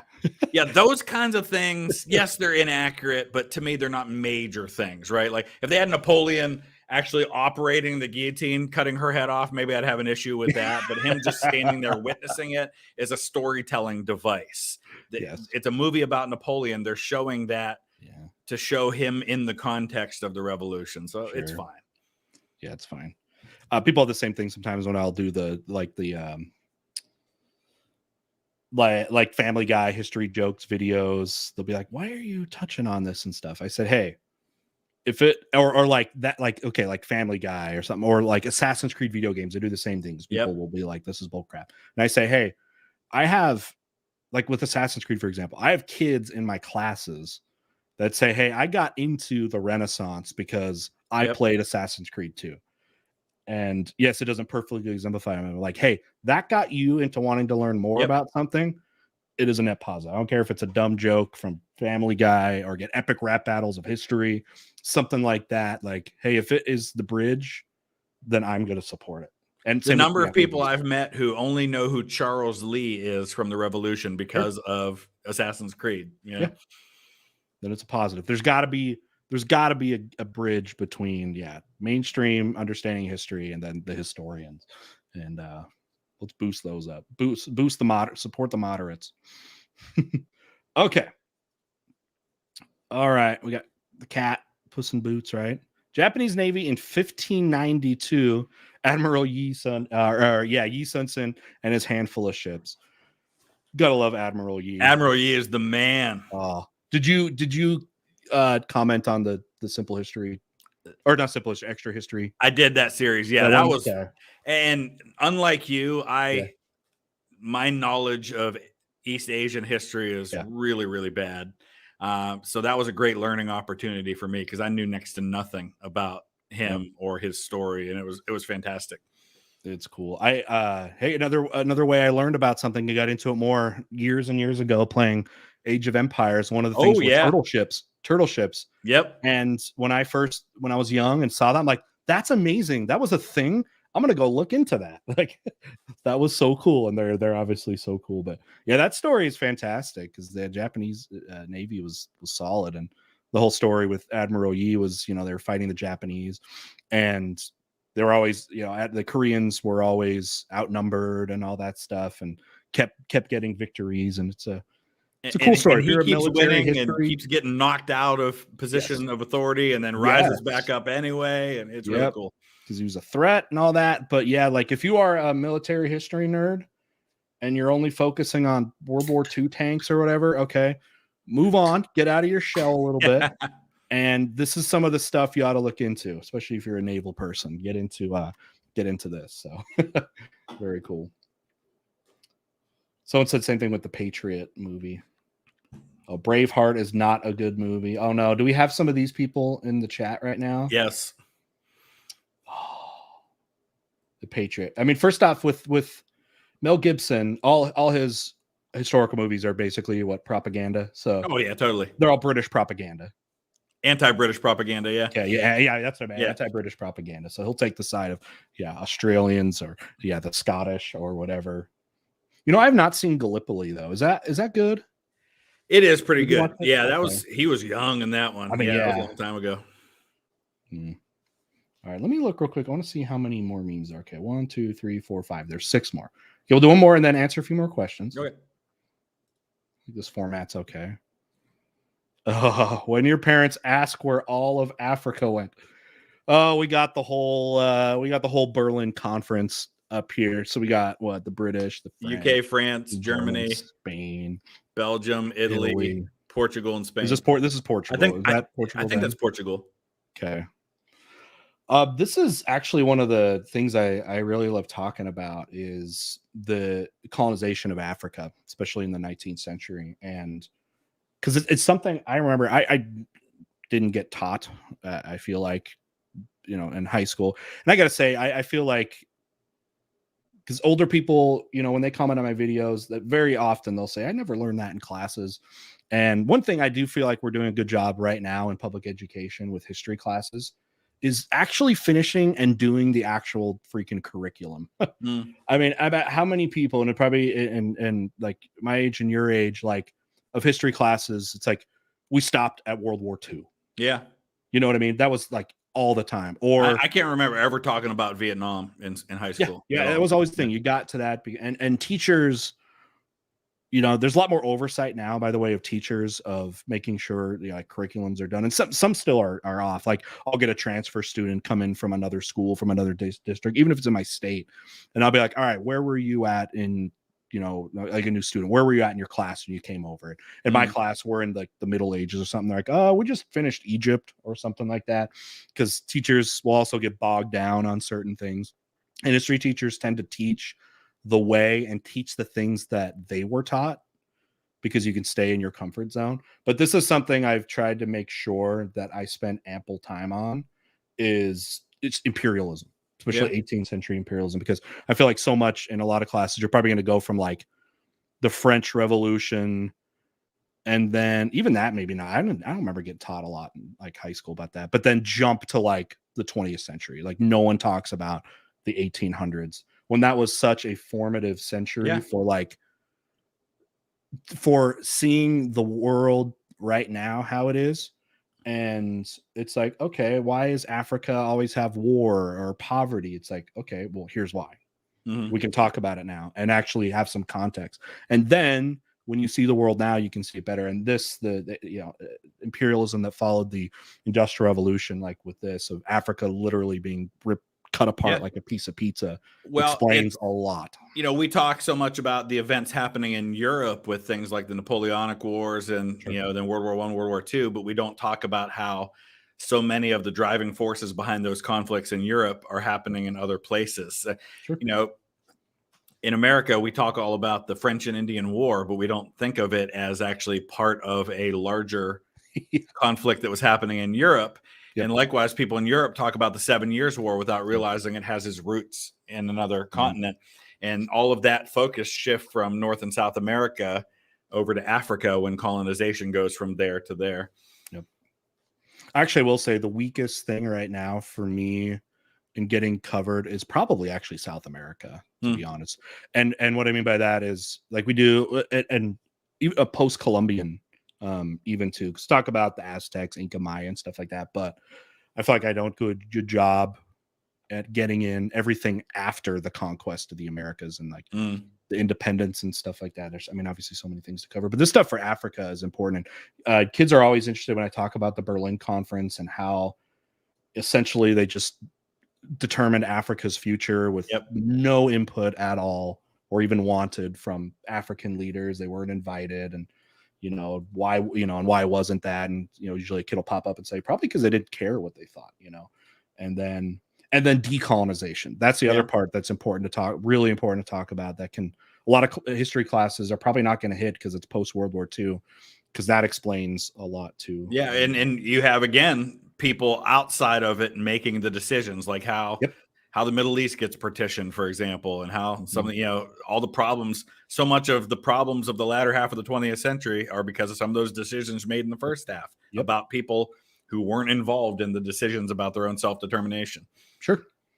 Throw up borders that make no cultural sense in Africa and the Middle East and all and we're still dealing with that. Oh yeah. We're still dealing with that for sure. So this is the stuff where like, I think it's really important. And I try to do this. This is like a meme again that I probably pull in and throw into my presentation. Yeah, that's a good one. All right, let's get back to some questions. Let's see where we left off. You good on time? You good? Oh yeah, I'm fine. Okay. I got nowhere to be till I go to the airport in the morning. So sweet. All right. Let's see. Next one I think we haven't hit yet. Okay, we did Amadeus. All right. We got a friend from Bosnia. Oh, awesome. Nice. So Ermin, thank you for the 5 BAMs. And being from Bosnia and Herzegovina, there's another one, for us as, I remember when I was a kid and as a teenager, that was where a lot of the focus was in the world, was the breakup of Yugoslavia, because there was a country that was basically formed without really thought to cultural and religious, issues, and then started to break apart and all the conflict that went with it. So another thing I'm, as that's becoming more like history and less current events in a way, it's going to become, I think, a lot more ingrained and part of the curriculum. I know in like my AP classes, they modernize stuff all the time. We talk about the Arab Spring and like Greta Thunberg was in my book, my newest Oh yeah. book. Like it's Oh that wow. they updated that much when it was talking about climate crisis and stuff like that. But that is, yeah, someone talk about the Yugoslav wars and even me, because I was young. I was born in the 80s, but like how actually violent and stuff that was with what Bosnia, Serbia, Croatia, all them had to deal with, and getting that talked about. And again, something that's still unfolding. And speaking of movies introducing a topic, you know, for a lot of people, even though it had been in the news and everything, for a lot of people, their first real introduction to all of that was the movie Behind Enemy Lines. Yeah. Which takes place as a part of that, and he gets shot down, and you kind of get to see the ground level of what's happening. And a lot of people, that was their first introduction to those things. Sure. Good. Thank you, Airman. Tim Gladiator did another one. Said it would be crazier if Mr. Beat was here. We're gonna have to pull him in sometime. Okay. Yeah.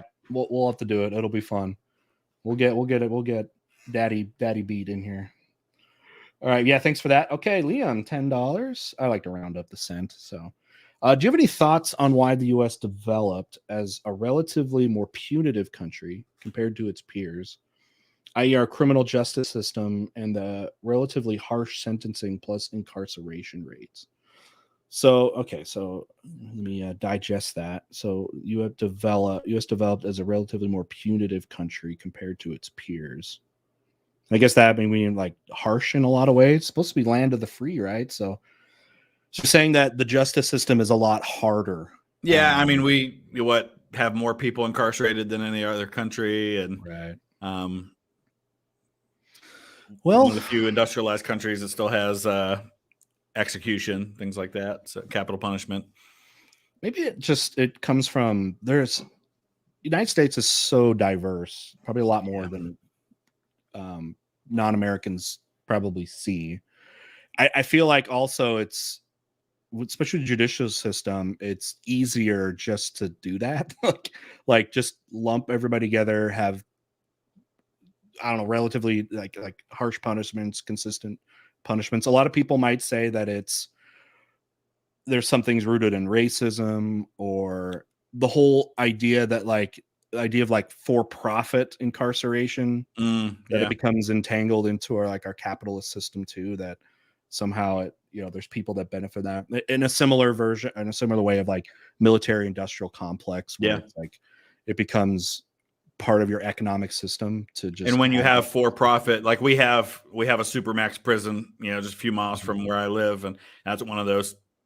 So I mean, at that point, then, because there's money involved, there's money to be made by people getting those harsher sentences, because it directly impacts your bottom line. So that makes you into a lobbying force for certain guidelines. And I'm sure people are mentioning the war on drugs and that role that it plays in all of it. Mm-hmm. Comes back to a philosophy we bring up in my classes in ancient China: legalism versus Taoism. And this idea that it goes back to when you're forming a government, forming a judicial system, you have to ask this question about, what do you believe about human nature? There's legalism, which is the first emperor of China was a very much a legalist, Qin Huangdi, and he was known for his pretty repressive and you got punished for everything, and hard punishments were harsh. But it came down to this idea that human nature, we're naturally cruel, greedy, selfish, and almost like a Thomas Hobbes kind of view, and that because of that you have to have harsh punishments. Otherwise, your society will completely crumble, because people's nature is that of, cruel, greedy, selfish. And without harsh punishments for rule breakers, that we're going to implode. Whereas there's this other take that Taoism believes, is that people are actually naturally pretty good, and that over policing, over governing is actually to create more problems than it will fix. And so, and you can look at that with law systems like Hammurabi's code, very harsh stuff, right? Very harsh stuff. And then contextually, that was important. For someone like Hammurabi, this was one of the biggest empires the ancient world had ever seen. So it was we're going to just put laws out to correct that. But it's hard, because it's going to come from a cultural idea of what your culture believes about punishments and the role of punishments. Because a lot of people say over, being harsh. I think we here in the United States have a high rate of, is it called recidivism or whatever? Where they go back. People go back to jail. And people that will go in for minor crimes will actually come out criminals. Yeah. and learn, and they interact with these people that are, you know, So not the going to be lack very of good for them. alternatives to sending people to prison. Yeah, where maybe it's the idea, the difference between punishment versus correction, because we Correct. call it the corrections system, Right. but is it punishment versus changing the behavior? And if it's changing the behavior, how do you do that? And yeah, it's and I think part of it you said about how diverse we are, because we are a collection of 50 states, and each state has a lot of leeway in terms of how it deals with those things. You're going to see a state like Texas where they execute people like crazy. Sure.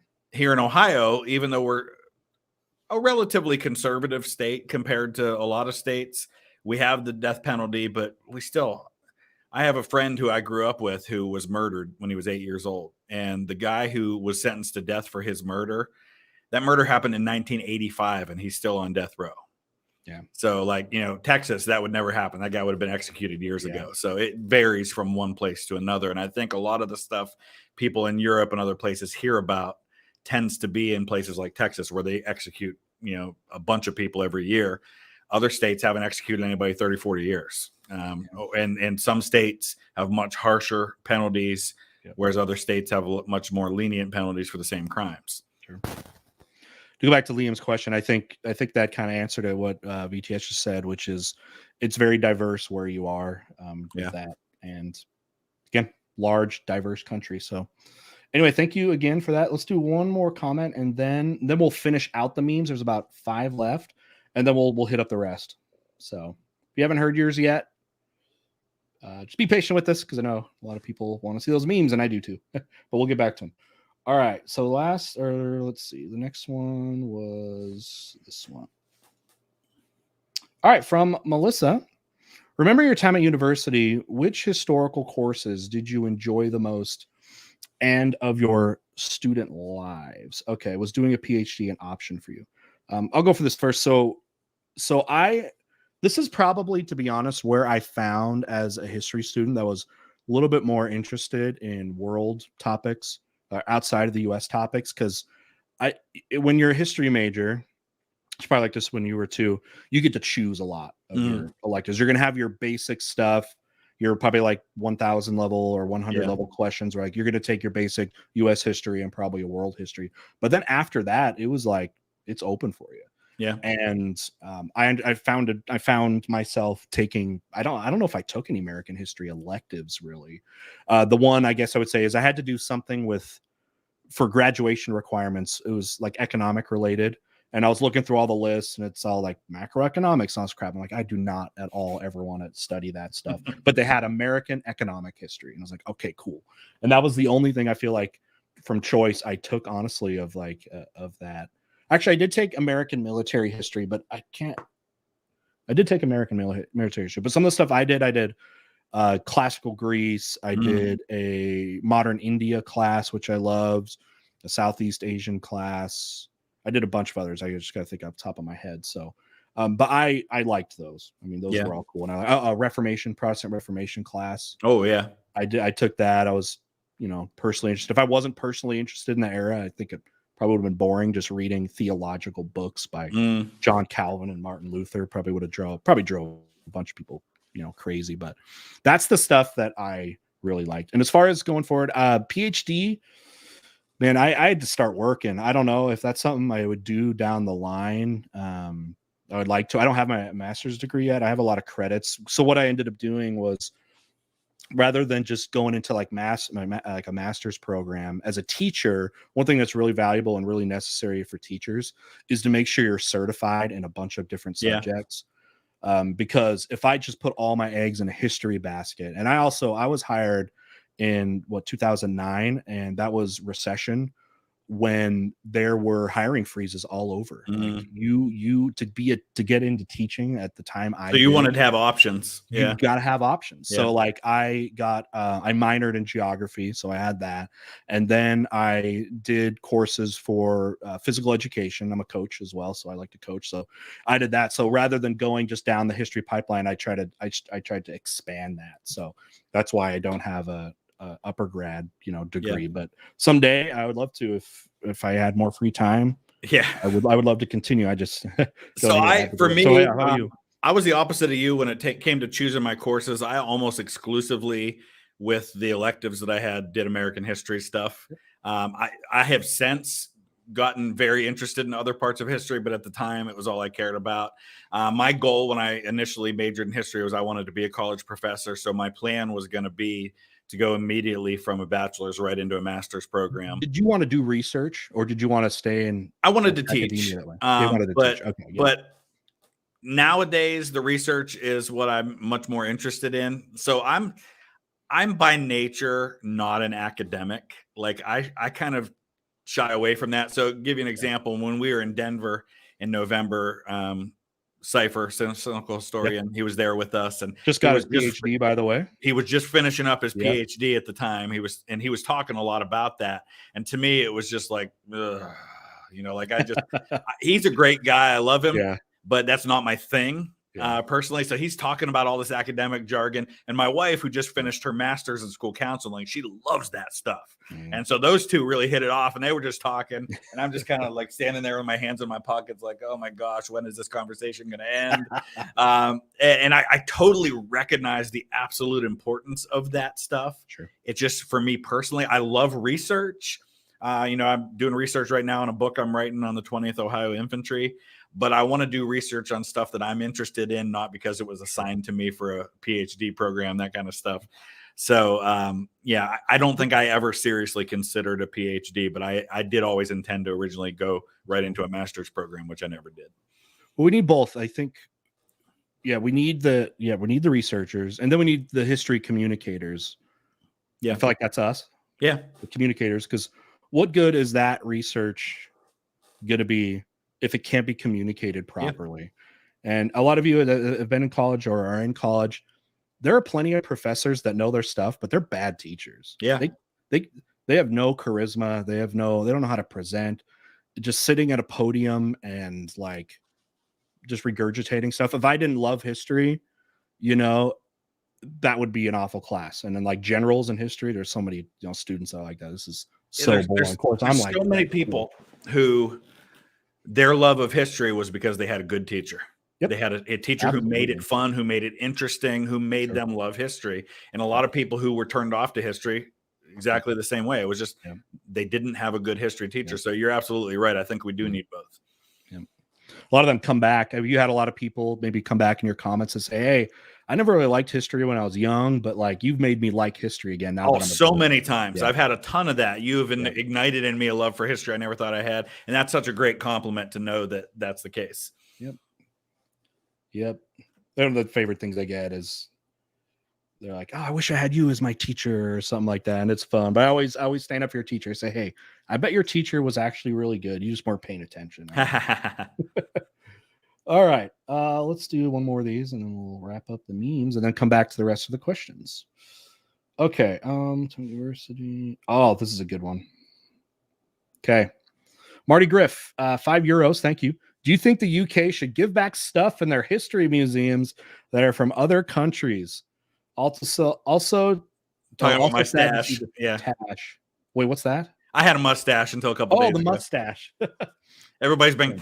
It's amazing to me, and I can't imagine what it must be like for a woman in history, because I've talked to a few women who do history content, and like half the comments they get are about their appearance, and I know that's got to be the case because I get it too as a guy. How many people talk about my hair and what shirt I'm wearing and how my facial hair is at any given point, and whether I'm wearing a hat or not. I've done this like scruff thing now for a while just to make me look older. So to answer, I was just at the British Museum a couple of months ago. It may come across as controversial, but I say no. And honestly, a lot of that stuff was not taken in a conquest, was actually given to them by those governments in agreements that they made at the time. People don't realize when all the Egyptology was going on, the government of Egypt invited those people to come do that. And they had agreements in place about who would get what and things like that. So you can argue about whether the government of Egypt should have done that, but I think a lot of it was acquired a lot more legally than people realized. Yeah, I kind of have two responses for this. Like selfishly, I like being able to see all the stuff in one place. So You know, I don't have to, even though I'd want to, you know, go to Egypt to go see the Egypt stuff. And then I can go in Japan and go see that stuff, or and go to Africa and see the Benin statues. So, yeah, I mean, I do think, like what you said, I think it is important to note how those things were acquired. If they were just looted, I think they should go back to the families and to go back to the countries and stuff like that. But yeah, there's cases like you were saying where these people were, by, you know, legal terms, getting that as well. I mean, Egypt, it's like they you know, it's too bad that so much of the stuff that they've had has been buried and forgotten for thousands of years. It was theirs. Like, why did this stuff, like, why wasn't it taken care of for centuries? Like, how did this stuff remain buried? The Sphinx was buried under sand, and there's a lot of reasons for that too. I think preserving this stuff is very important. I mean, that's what's really important. You want to make sure it's in right hands. Also know the black market for this stuff, unfortunately, is awful too, which they highlight in the Indiana Jones movie. Exactly. Yeah. I like the movie, by the way. I know some people were kind of all. I did too. We enjoyed it. I thought it was fun. Yeah. But anyway, that has spoilers. We definitely want to get into that. Don't want to give up spoilers. Not like Oppenheimer. We know what happens. But anyway, but I also at the same time think there's been some time passed. A lot of time has passed since a lot of these artifacts have been moved. I don't know if some of these countries are really adamant about it, and maybe they came and they did come through, you know, legal means or whatever. I'd like the discussion to happen. Yeah. I think there should still be a discussion to happen, because people want to reclaim, especially because a lot of this stuff was done under imperial rule and all that. And a lot of these countries are trying to get their identities back and preserve their history themselves and not require someone else. And I mean, Egypt, for example, is investing so much in their museums. They are. As the huge one, the insane one they're building, is that finished yet? I forget what. I don't know if it is. You know what I'm talking about? Yeah, they definitely are focused much more on it now. So there may be a move at some point for them to want to try and get some of that stuff back. So maybe in a lot of these cases, it's time. Maybe it's time. Yeah. To do that, especially some of the really important stuff. And I haven't been to the British Museum. I need to go, obviously. There's not as much Egyptian stuff as some people let on in that, because it's so diverse. There's so many time periods that are covered. There's a lot of ancient stuff there. You've got pieces of the mausoleum from Halicarnassus there. You've got stuff from, you know, ancient Persia that's there. But there is a lot of Egyptian stuff, but it's not like you walk in and there are just, you know, thousands of items from Egypt that are on display everywhere there. It's not quite like that. So yeah, I think it's a discussion that should always be happening. And if Egypt's ready to, you know, again, have that stuff, and they got an amazing place to go and to put that there, then we'll have that discussion. So I don't think there's a one size fits all answer to that. Okay. All right. Let's go back to memes. Keep sending your stuff in. We'll get to it. This will be the last set. There's let's see, 5 memes left. We'll bust these out. Okay. Your largest export is food. United States. Your largest export is not showing on the screen, by the way. Oh, shoot, my bad. Thank you. Bam. There we go. Oh, I also need to take down. Thank you again for the question. I still had that up. Where'd you go, Marty? All right, Marty. All right, my bad. Okay, back. Okay, US. Your largest export is food. And then your largest export is internet domains. That's Tuvalu. And then your largest export is Independence Day. That's fantastic. Yeah, how many awesome Independence Day parties and celebrations are there? Have you seen the I think he's a comedian or something, where he does a whole thing on name a country and I'll tell you whether the British. I did a reaction to it. It was amazing. Yeah, it's really amazing how much he knew. What was that? Yeah, who was that guy? He's like an English comedian or whatever. Yeah, it's hilarious. And even the stuff that isn't directly connected, he found a way to make it, and it's really cool. It's so good. Okay, the British have colonized or at least invaded. Do you know the number? I forget what it is. It's hundreds. You know, I don't know if you've ever seen the meme. It's like it was under a Snapple bottle cap. Have you ever seen that? Or like a fun fact. It had one of those. I got to look at that again. Al Murray, they're saying, is the guy's name. Al Murray, that's right. I think that one got decent views too. I think. By the way, the English folks, they come out hard on. I notice on videos like the Philomena stuff. They love that, and you know, I remember asking them, like, Yeah, that's fine. I remember asking, it'd be like, is this British humor and stuff? And they love that stuff, and they love to come out on the Al Murray stuff. But yeah, I forgot the number. So 175 countries. Okay, there's only 22 countries that haven't been invaded. And then whatever out of that, how many actually were directly colonized and had independence? Yep. For example. How many countries did France invade? Not as many as the British. Not that many, no. No, not as many as the British. Someone said take down your flag. I just switched it. Get that out of there. Yeah, the internet domains, and man, I hear about those colonies, former colonies now in the Caribbean that host that's where all your gambling websites are going through and all that stuff, where there's people, no taxation and stuff. So but yeah, Independence Day. Love it. That was good. All right, next one. The UK. Oh, I got some. Oh, I love Lord of the Rings ones. The UK. I never thought I'd die fighting side by side with a Frenchman. France. What about side to side with a friend? The UK. I could do that. The German Empire. Yep.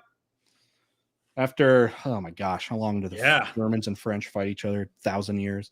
Yep. They put their differences aside, and there they go. They still talk trash to each other. Oh yeah, it's like the thing we talked about earlier. I can make fun of my brother, but you can't make fun of my brother. True. We'll make fun of the French, but we'll also defend them when it comes time to it if the Germans invade again. Amazing. Where I hear that stuff the best is every World Cup, of course. Yeah, they played each other in the World Cup this past year. That's right. Didn't go well for the UK or for England. What's just important is that the United States has never lost to England in a World Cup. So that's true. Let's remember that. I did not know, though, by the way, how much Europe hates England. And I don't know if it's just not, and I don't necessarily it just mean politically, but for football, soccer. Yeah. I thought it was incredible how nobody in Europe wanted England to beat Italy in the World Cup final. And it was they got their wish. I remember seeing a poll like ESPN did. It was every country in Europe and who they want to win. Every single one. Everyone except England said Italy. They wanted Italy to win. So I was wondering if that represents current socio-political issues as well. Oh, with Brexit and everything? Yeah. They just hate the English. I think that they say they're too good for Europe because, the English, they're like, it seems like they don't consider themselves. No, Europe. They don't at all. At all. The times I've been there, they talk about Europe as this other place. I'm going to go visit Europe. And they get offended when I refer to them as part of Europe. Oh, so funny. Okay. People are complaining we're talking about sports, so we better move on. Come on, you nerds. Oh, back to Star Wars. All right. When you realize the colonists had the higher ground in the Battle of Bunker Hill, but still lost. But only because they ran out of ammunition. Otherwise, they could have held. See the whites of their eyes, Got to save on that. I love that. That's an interesting place. Have you ever been to Boston? Nope. One of the few major places I haven't been yet. So Bunker Hill, I mean, it wasn't fought on Bunker Hill. It was fought on Breed's Hill. But the Bunker Hill battlefield, they've got the monument. It's like a mini Washington monument up on top. But up until about 50 feet from the monument, it's all houses. It's such a weird thing because these houses are so tightly packed on that hill. And then you drive up this hill and you get to the top and there's the top of Bunker Hill and the monument. And it's so hard to visualize it as a battlefield because it's just houses everywhere. Oh man. Hey, it's everything. Not everything is there's a lot of factors that go into winning, right? It's not just having the higher ground. Yes, that helpful, but we're also not fighting with spears anymore, stuff like that. Yeah. All right.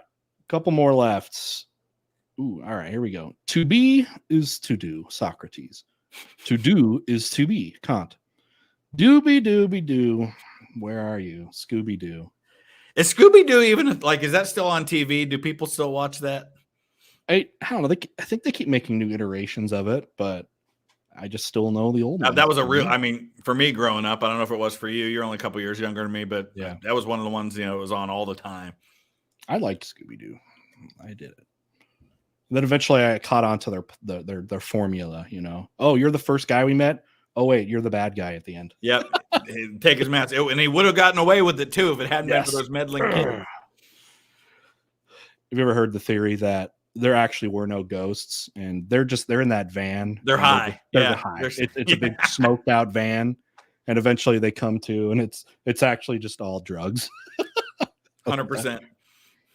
I do like. I've been looking more into philosophy and how philosophy has developed over time, because we talk about this in my classes too. But yeah, Socrates, some of these questions, and yeah, Kant and all that. I guess Scooby-Doo is the next great philosopher. Yeah, there you go. Where's Velma? No. Somebody said, "What's Velma?" Velma was one of the characters in Scooby-Doo. Wait, did I? Okay, yeah, there are. SpongeBob. All right, here we go. Many firsts in space travel. Soviet Union has a bunch. France, first cat in space. I know absolutely nothing about the French space program. I don't either. Yeah, they have anything.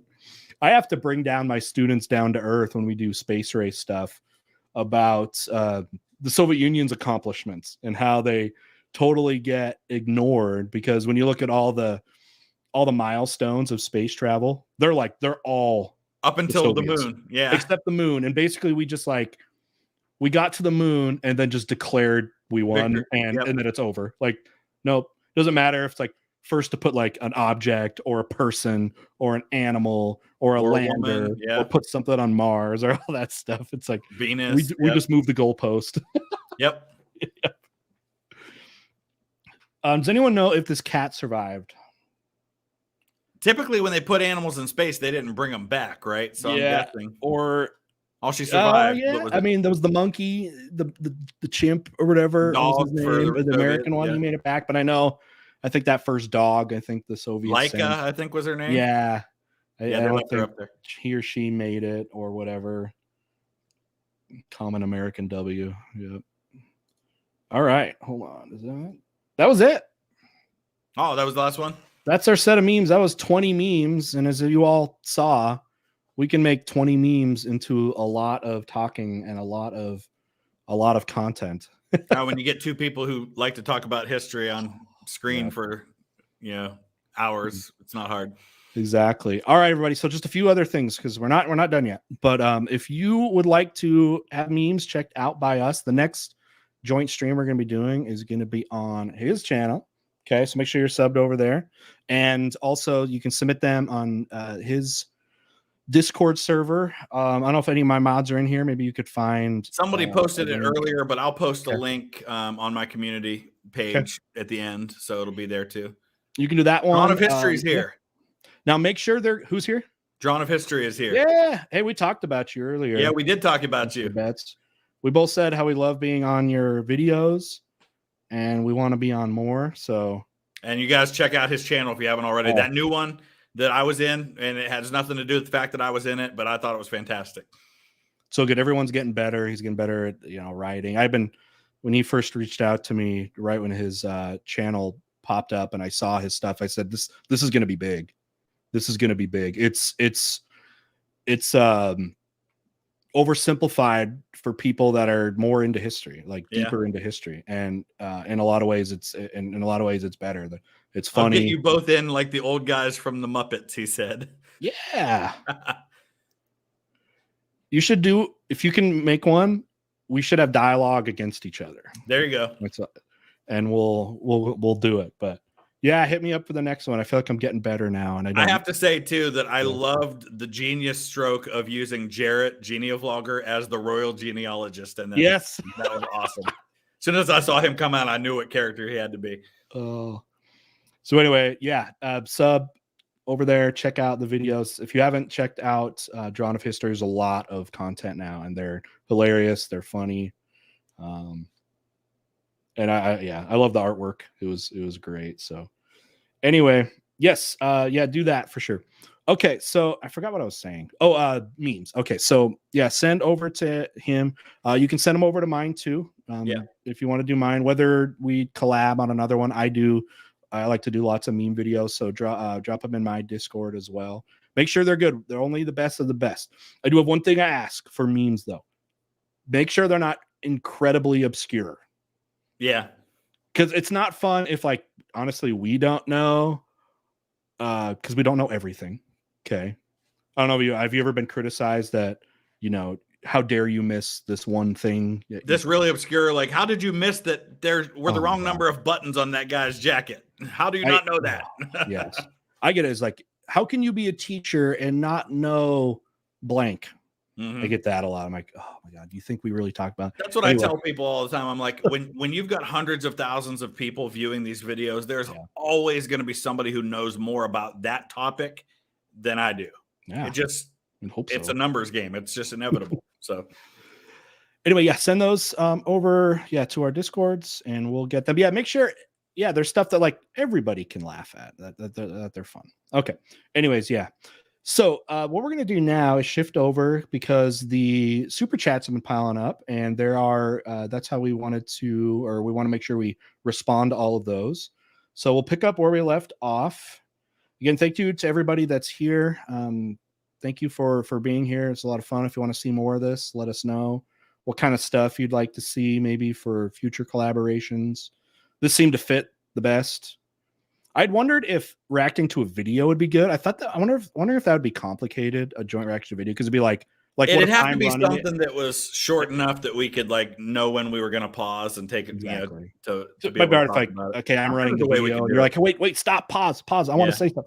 That might be hard. I don't know if this is maybe a good format. So anyway, all right, let's pick up where we left off. So we had that. All right, communist stuff again. Here we go. Tim Gladiator, thanks again, Tim. $10 super chat, very thoughtful of you. You had a few now, so thanks a lot, Tim. Is it bad to like communist art or communist propaganda art style? Because it's my Twitch background and historical overview for my two favorite historians would be cool. Thank you. I'll be honest, I love the communist art. I think their art style is cool. The propaganda posters, the cool statues they make, some of the buildings they've made that aren't just like just nothing but ugly concrete. I think a lot of the art is actually really cool looking. I'm the same way. I've got no issue with it at all. I think it's great. The problem is there's so many people that jump to conclusions. You like that art, therefore you support everything Stalin did during his reign. No, that's not how that works. Reasonable people understand that, but some people are idiots. Yeah, there's cool ones. All right. I thought in the propaganda era, like in World War II and stuff like that, they had better propaganda art. Oh, yeah. The Soviet stuff was fantastic. All right. Next one. Yeah. Thanks again, Mr. Tim. Are you actually a gladiator? That would be cool. All right. And then it's hard to keep track of some of these. All right. This is from Tom, £5. Why did the European powers not form a coalition against the British and their empire like they did against Napoleon, France, and other countries? Why did you take British that weren't conquering European countries. They were conquering other countries that the other European powers also wanted to conquer. And if you're talking, I guess, conquering other colonies, then they did do a coalition. We had world wars and other wars against that. So, yeah, you don't care about people until they affect you, I guess. So, I mean, would they have seen it as a threat? That would be interesting, just because, like, well, you got to remember too, when the British started their empire, they were years ahead of others. I mean, when it came to industrial and their navy and money and all that, made them able to do things. Who was going to compete with their navy for colonies overseas? Are you going to go invade the British? Like, okay, good luck. So, it's not that they were like support of the British; they probably hated every moment of this. But what can you do about it? Right. But yeah, thanks again, Tom. Right. Next one. And I should mention too, they did try to do, I mean, Revolutionary War was an opportunity where Spain and the Netherlands and the French, they ganged up on the British when they had an opportunity to. Yeah, you could say it had it. Yeah, you could say they did it. French invested it so much it collapsed them. So, all right. We had that. This one is from Dark Commander Gaming, $5. Thank you very much. Who's your favorite The Great figure? Alexander, Frederick, Catherine. Let me think. You got one right away off the top of your head? Alfred. Okay. You like Alfred? I'm an Anglophile, so I tend to gravitate to British history more. While he didn't form England himself, he did a lot of the legwork that made England's formation possible. And fascinating story because he was never expected to be king. He was a pretty physically weak guy, but used his intellect and his his grit and his determination. So I've always liked Alfred the Great. Is it because you hate Vikings? You wanted them to get rid I of preferred The Last Kingdom to Vikings. That's fair. For me, I'm gonna take a different angle because these are easy, and you don't hear the Great attached in, but you will hear it. Akbar the Great from Mughal Empire. So Akbar was the second emperor of the Mughal Empire, which if you are Indian today, especially like an Indian nationalist, you hate him anyways. But he came in and he ruled India. And what was interesting about him was his religious tolerance. And he's actually a big figure we use a lot in AP history of instances where conquering nations actually used or actually allowed for religious tolerance, which isn't very common. Really, people only talk about Akbar and then the Mongols. But yeah, they were an Islamic group. Okay, the Mughals, they came in and probably understanding that being a ruling class that was Muslims, that was Islamic, was probably necessary to allow religious freedom because most people by far were Hindu. So anyway, he helped create the Mughal Empire that way.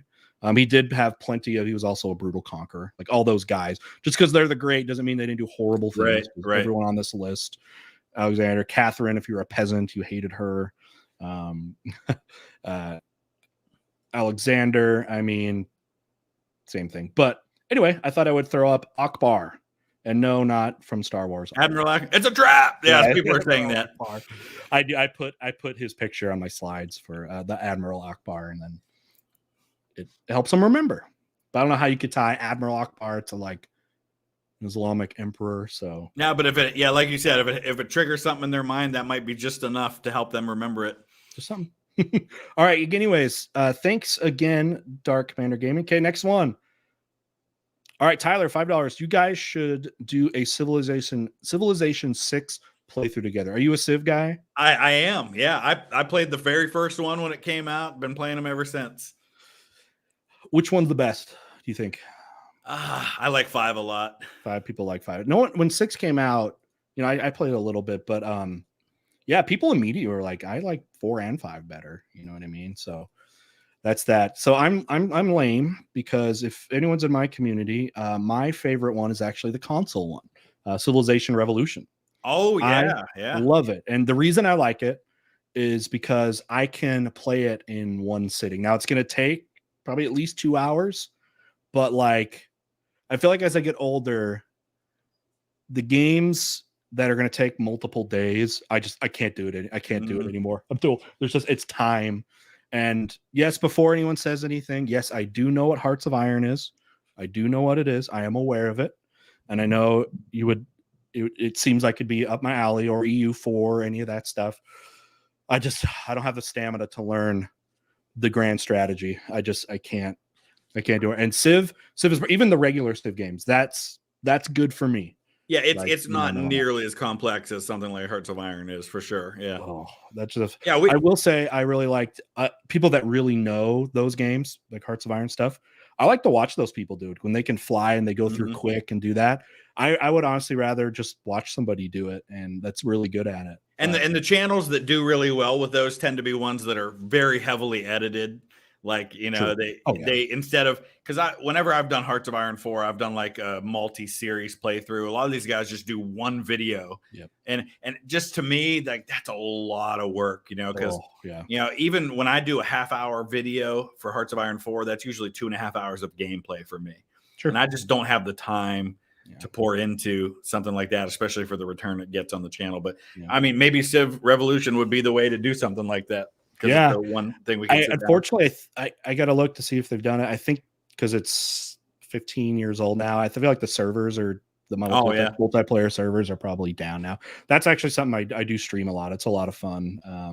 Fun to stream. We'll have the chat. We'll do a poll like which civilization should it be and which victory should we go for and all that stuff. So I know I like a lot of the normie history games. Yes, Assassin's Creed. I do like it. I know people love or hate it, but I'm very excited about the new one in Baghdad. So, all right. Anyway, of course, there's people already said it's not hard to learn Hearts of Iron. I know. I have 50 hours into it, and I'm still learning how to play. Someone said, okay. Yeah, it's accurate. Okay, good. All right. Anyway, where are we up to next? That was Tyler. All right, we got one from Noah. Thank you, Noah. Call it $10. Thank you so much. Love both of your channels. Got me to love and study history again after a long break. Yeah, we were just talking about that, how it's got people back. VTH, I'm moving to Ohio next month and wondering what the best historical site is to visit. So it depends, first of all, what part of Ohio you're moving to, because, we're like 5 hours from one end of the state to the other. But a lot of presidential history in Ohio. We've got 7 presidents from Ohio. If you like cemeteries, Lakeview Cemetery in Cleveland is just packed full of famous people. Elliot Ness is there. President Garfield's there. Who else? John D. Rockefeller's buried there. There's a ton of famous people in that cemetery. You got Garfield's house up in Mentor, which is right outside of Cleveland. The McKinley Museum down in Canton's really good. There's a lot of aviation history, like Wright-Patterson Air Force Base in Dayton. So it's kind of depends on what you're into, I guess. Is there much with French and Indian War? A little bit. More of that in Western PA, which I only live 8 miles from the PA line. Okay. You go down around Pittsburgh, there's a lot. You've got Fort Necessity, which is basically where George Washington got his first combat and had to surrender. You've got Braddock's Defeat, which is where Braddock is killed and Washington has to lead them out. And they're just a couple miles apart. But so there's a lot of French and Indian War stuff in Western PA. So but 2-hour Chris monologue. Hey, answered the question. That was perfect. You got plenty you can go see. You're a Gettysburg guy. You've been there have you been there a few times now? 20 times, I think. 20 times. Yeah.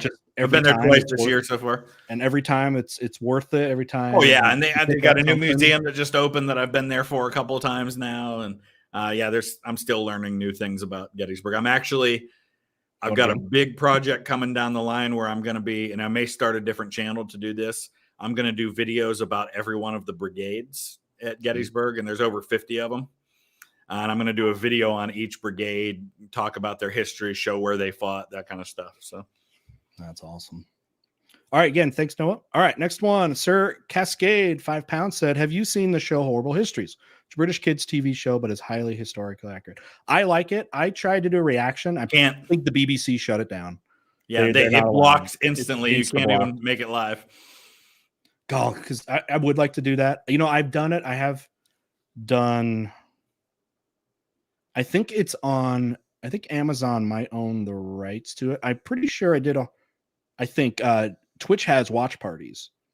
Twitch does, and if both people have Amazon Prime accounts, you can watch together movies. We've done that before. We did that with Men Who Built America. Oh, nice. That's a really good series. Like it's actually, what else did we do? I think Enemy at the Gates. We watched that one. There was a few. It was really fun. I haven't done it forever, but the watch parties they're pretty fun.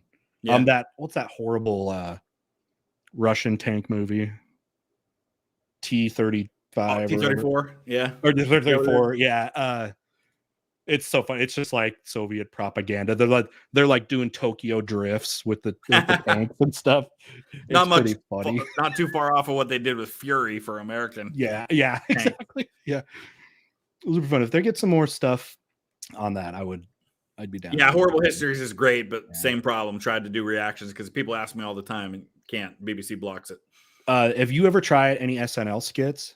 No, I haven't done that yet. That same thing. NBC blocks the crap out of that. Joe, the classic Jerry Seinfeld one where he's the teacher.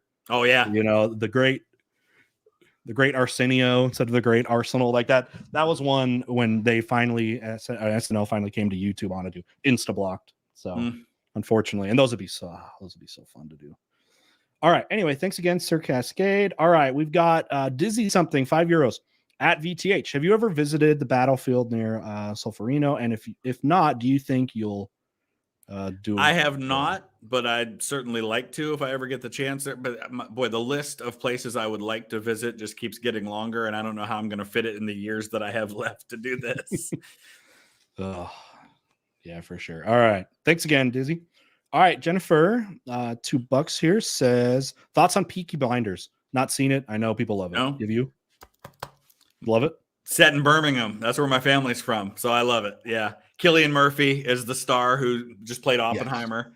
He's good. It's really cool. It's one of those. Did you ever see the movie A Knight's Tale with Heath Ledger? I love Knight's Tale. How they use the modern music, but in a context. Yes. They do that with Peaky Blinders. Like a lot of the music is new music, but it's really like it fits and it gives this kind of edgy feel to it. I love Peaky Blinders. And then again, it's a fictionalized story, but it's set in history and it works. It's really entertaining. I enjoyed it. And I should mention too that they filmed some of the scenes for that in my family's pub in Glasgow, Scotland. So a personal attachment to it too. That's fun. That's just fun. That's awesome. Yeah, I should get on it. It's still summertime. I'm always looking for new stuff to watch. And all right, Chris Johnson, $4.99, £5. No message. Make up your own question. Thank you. Yeah. What's the best war to do? That was on The Office. Like, I'm not gonna be able to know how to talk with all these educated people. What if they ask me, what's the best war to do? I don't know. All right. Thanks, Chris. Okay. He actually sent another one. I think he ended up, I don't know if he ended up having to pay double. Sorry if that happened, but all right. So £5 says, do you think the assassination of JFK is a little dodgy?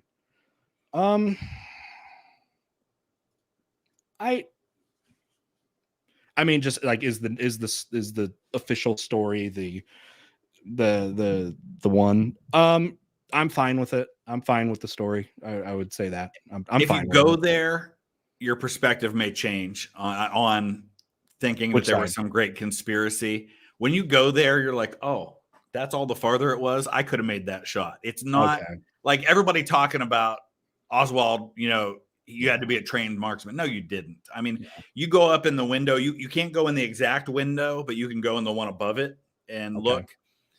It's plausible. It's not that impressive. It wasn't that far. Everything is much closer together when you see it in person. When you stand where Zapruder was, you're like, oh my gosh, he was this close to where that happened. Because it looks so much further in it does. It's not. It's like 40, 50 feet. He was really close. And the whole thing is a very tiny area. That's one of the reasons why I do these historic site videos, because my perspective changes when I actually visit those places. Sure. Were you on the grassy knoll? I did go on the grassy knoll because there's like a monument there. It's got a quote from Kennedy on it and everything. And it's super, super close. If somebody fired from the grassy knoll, everybody would have known it. I mean, it's not like it was this really far away thing and nobody was close. Everybody on that grassy knoll would have known that happened if there was a shot fired there. I guess most you could say is he got, sometimes there's luck in shooting anyways. And maybe he just had a good shot. And the first shot missed. So, right. Okay. All right. Yeah. Again, thank you, Chris. We're going to Ella Dial, €5. Hello from Germany. Love you both. Did you see Oppenheimer? What are your opinions on it? I'm going to try to go tonight. I know you said you probably are another week out. Probably another week before I'll get to see it. I've heard good things so far. Everybody that I've talked to has loved it. I did have a few people tell me it might be a little confusing if you're not at least a little bit familiar with the story already. Okay. But that's a Christopher Nolan thing. I mean, like, oh my gosh, I loved multiple times. I loved Dunkirk, except how he put it all together. Like the individual parts of Dunkirk, I loved. So, like, what do you mean by like the whole weird timeline thing that he did with it all? Okay, like the different parts, like the air part and the sea part and the land part, were all different amounts of time, and he had to put his whole Inception spin on things, like the Dunkirk. Pacing, huh? Like the pacing, kind of. Yeah. Like it just, I don't know. It just put together. It was like 3 separate films that all worked for me, but not together. That makes sense. Maybe I was just too drawn in with, like, the cinematography is obviously incredible, and it's intense the whole time. I mean, you're just like I get like anxiety watching that just because of how it was, shot and how scary that was. But yeah, I mean, all his movies are psychological that way. So yeah, I'm sure it's going to be something I'll have to watch, a couple times. And the other criticism I heard that some people just say it's just too long, but yeah, I'm okay with long. Like the new Indiana Jones was really long, but I was fine with it. Okay. All right. Let's move on. Thank you again. All right, Rom. Okay, so it says, do you guys believe Admiral Yi should be added to top 5 generals / admirals of all time? Are Yi's accomplishments more impressive than Horatio's? I'll let you take the Horatio. Okay. Go ahead and do that. I mean, for like naval, like generals, admirals, sure. Why not? I mean, can you distinctively make 5 ahead of him? What I always say about this is I always say he needs to be in the conversation. Sure. I don't think it's like comparing LeBron and Michael Jordan. Different eras. Yeah, for sure. How do you compare what Alexander the Great did versus what Napoleon did? They were completely different situations in different eras. So the most I would say was, should they be in the conversation for greatest? Yes. And I think Admiral Yi should be. Yep. Yeah, I would say his accomplishments are more impressive than Horatio Nelson's, because Nelson was doing it with the most powerful navy in the world. Yi was doing it with a bunch of turtle ships against a much more powerful navy. Exactly. That's exactly, what I would say. And different technologies. I mean, like, again, anything modern, even like Horatio and on, you're dealing with credible technology that someone like Admiral Yi would have loved to have, obviously. Yeah. So like the strategy involved. And I say the same thing about when we talk about naval wars, like Persian wars and stuff. It's like, remember, these guys didn't have guns and bombs and all that. They literally just rammed each other. So like, think of the skill that was involved in that. And it wasn't as technological, just the skill involved in that. It's got to be taken into consideration. So anyway. Okay. All right. Maybe despite his shortness, I don't know. Shorter than Napoleon. He had to overcome that. Okay. All right. Robo Cheez-Its, $20. Thank you so much. That's very generous. Thank you. All right. But for really serious questions, what's your favorite dinosaur? You know who's cool? That one that has like the hammering helmet head. Yeah. And it roams into stuff. I just think that sounds really cool. I forgot that guy. It's like a Dictydophilosaurus or something. I don't know. Triceratops for me. I always thought that was the one that looked most like it could be a pet dog, even though it was really big. And it just looked really cool with, I just always thought Triceratops was really cool as a kid. Love it. Good. Neither of us went T-Rex or Velociraptor. No, T-Rex is the easy answer. Yeah, that's the easy one. I don't know. They're all cool. Okay. Again, thank you, Robo Cheez-Its. All right, McMahon. By the way, I have 3 left in the queue here. Okay. Man's out of Canada, so we had a couple of Canadians here. $5. What's the farthest back in history fun fact? So farthest back in history fun fact that you know. Oh.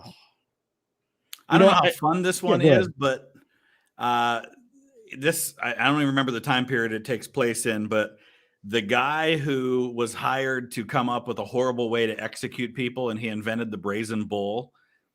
And then which one's the brazen bull?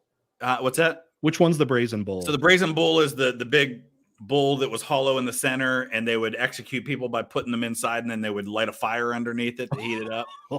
And then when he presented it to the guy that had hired him to do it, they tried it out on the guy who developed it. So he became the first victim of his own device. Okay, then. So, yeah, that one always fascinated me. I had heard something, this goes back to like early domestication, that we think we can trace back domestication and even a lot of our DNA. Basically, they call her like our Eve, that they think there was this woman or something that was like, and I don't know how they would determine this, but like the first to really start like domesticating plants and like start to bury seeds and something like, and there's some kind of genetic marker or something. There's like a evolutionary mitochondrial DNA of some kind. Yes, that they think goes back to like we're all like from this like one woman that started that. I thought that was kind of interesting. I got to look in that more. It's talked about in Mankind, the Story of All of Us, and I don't know. I have to look into that more. Where that comes from. So anyway, okay, awesome. All right, wrapping up here. Mum Water. Thoughts on Blackadder series? Haven't seen that. You haven't? You? Oh, No. it's fantastic. It's Okay. British humor. If you're into British humor, like the Monty Python type stuff, you would enjoy it. Sometimes I can get into Monty Python. I'd say the most Monty Python stuff I find kind of ridiculous, but it has its moments. That's kind of what Blackadder is. It's that same kind of British humor. I love it. It's especially the World War I series. I thought was really good. I can give it a shot. Where can I It's watch got it? Mr. Bean in it. The guy who plays Okay. Mr. Bean. Rowan, yeah. Yeah, Rowan Atkinson. And Mr. Bean, I had friends that were like really into it, and then I never understood it. I feel like when I watched one Mr. Bean episode, I've seen them all, you know? Yeah. But whatever. Okay, this is okay. I think another one popped up, but okay, here we go. This one, I think we just have a couple left. The critical poll. So 25 Poland bucks. Greetings from Poland. You're both my favorite YouTube historians. What is your favorite Kunk quote? All right, Philomena quote. Oh, I've got one. I looked it up when she's talking about Bletchley Park. She says, okay. Alan Turing, the weird man who discovered computers, is now a national hero, and people queue for ages to touch the Turing shroud. Turing shroud. Is that from Kunk on Britain? Yeah. Okay. At least that one of those, is it that one that always gets claimed? It's from one of the episodes. Maybe anything on Netflix does, and I know that Kunk on Earth does that. Kunk on Earth, I think, is the one that's on Netflix right now, at least here. Right. That was when I found out about her. At least I saw her the show, and then I don't remember. I saw clips online. I'm like, I've seen that pop up. Oh, favorite quote? There's so many. It's hard to remember them. Oh my gosh, I can't. My favorite all-time moment. I'll just use it like my favorite moment was when she was telling the other historian, you know, that all the atomic bombs are gone, like nobody has them anymore, and the guy's like, no, they actually still exist now, and then she like starts crying. She was crying. Yeah. And in that moment, I thought that was actually in some of the best acting I've ever seen. Yeah. And right, and then like we talk something about, you know, talk about something happier, and she's like, do you like ABBA? And he's like, God, they keep, ABBA. yeah, that's like a running joke, isn't it? She keeps talking about ABBA. ABBA, okay. Like that and her, and then she immediately like, yeah. That's my favorite moment of all time. But I need to like copy some of the quotes because they're just, oh my god, there's so many. All right, okay. I think this will be our last. Oh wait, there was. Oh my gosh, keep going. Somebody just added another one. Yeah, we'll just keep going. Yeah, no. Thanks everybody. I really appreciate it. Baldor Aviation, $10. Hey guys. What do you guys think was the best political move a world leader has made, domestic or foreign? Ooh, best political move. That's a lot of history. It really is. I'm going to go very American on this one and say George Washington stepping down after his second term. Just because the precedent it set? The precedent it set, it was so important for the country because he had been so deified by the country that the only way America was going to move on was if he made them move on. So okay. I'll go with that. Because you think otherwise, yeah, you'd have more people trying to, it'd become the norm to continually try to stay in power. And we could end up with people in power for 20, 30, 40 years. That's good. Even if they're like a good president, right? And yeah, like, and it would still be popular. Like they would win, you know what I mean? Like actually win, like just the precedent it sets for that. That comes into it's a class discussion we have sometimes. It's like, would you be okay with one person rule if you liked the leader? And a lot of them, you know, the students would be like, yeah, I mean, as long as they're good, I don't care. But then some people are like, well, problem is, you know, that person might be really great, but like, what if the next person isn't? You know what I mean? So it brings it. It's the same argument with freedom of speech. Everybody's for freedom of speech until it's something that they hate that someone else says. For sure. For political move for me, or I'll kind of keep on. I mean, it's obviously not the best of all time, but I don't know if you'd even consider this a political move, and it's purely from the United States perspective. Was like the Louisiana Purchase. And there's much more impactful moves. But if we want to, you know, stay on something there of doubling the size of the United States for pennies on the dollar, ignoring all the other awful things, Native Americans, what happened to them, and or whatever. But just like Set for the the stage history of for the United States, westward I expansion. think, yeah, because it encouraged that, and then eventually to coast. But I think that transformed the United States would not have been what it was, obviously, if it was just And off the it's boundaries. fascinating to me Yeah. because Thomas Jefferson was such an anti-strong federal government guy, Yep. and then he uses the power of the federal government to double the size of the country. Yep. And even if that gets agreed before it even gets to his desk, like it sounds like for the most part, because there were all the politicians who were like, this is an overreach of government power, and everyone could agree to that. But then at the same time, they're like, but it was a really good deal. Yeah. So everyone kind of got over that, and that I think U.S. is not a superpower without that expansion. So, and then all the history that comes from that. So, again, I'm not American. I mean, American history, great, and I'd probably, if I had more time to think, I would be able to pull something else. Okay, lesson. Okay, thanks again though. Okay, Emperor Valkorian, $2. Thoughts on the Night of the Museum series? Fun. They're fun. I like Robin Williams as Theodore Roosevelt. Yeah, as Teddy.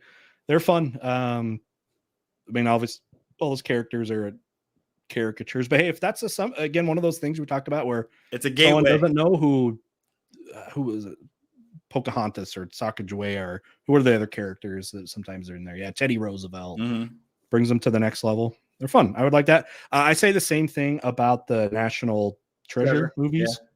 Yeah. They're ridiculous, but like they're fun and it's history. So, and sometimes that's what people want. People just want to be entertained. They don't want it to be exactly, oh, but Teddy Roosevelt wouldn't have talked like that. No, just have fun with it. Like, shut up. Watch the movie. Eat your popcorn. Okay, next one. We got another one. Canada. If Hannibal and Caesar met in battlefield with their respective armies, whose army and strategy would prevail?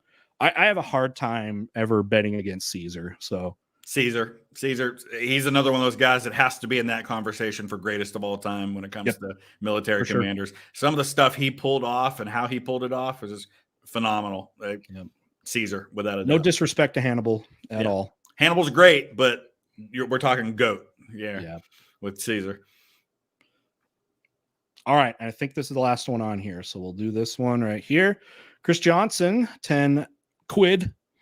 Do you think UK and the USA still have a special relationship? Also, what do you think of the great man Winston Churchill? This new woke community has vandalized his statues. All right. Well, a special relationship. I mean, yeah, I guess. I think so. I mean, we work together. It's probably the strongest alliance, at least from the United States, the United States has. I think I have a hard time believing that most people in the UK or the US would disagree with that being our strongest alliance. It's just a given, I think, at this point. As far as Churchill goes, I mean, it's the same thing that I wish everybody would do with historical figures. I'm not into great man history as much as what I mean by that is like how much cherry picking everybody will do, because it's like everybody has like all these figures, or every great person you've seen, they've done bad things. I don't think we need to like just like glorify everything. Like you can say a historical figure was really good at this one thing, and that was very noble, and that was very good. Like we can decompartmentalize both historical figures, and we need to.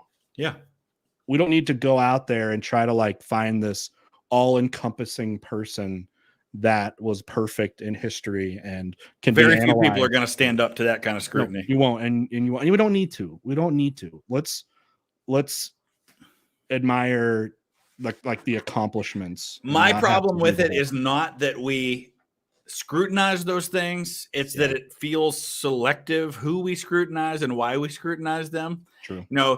We are going to go all after Robert E. Lee or George Washington over slavery, but nobody likes to talk about the fact that Martin Luther King Jr. had some really nasty areas of his life too.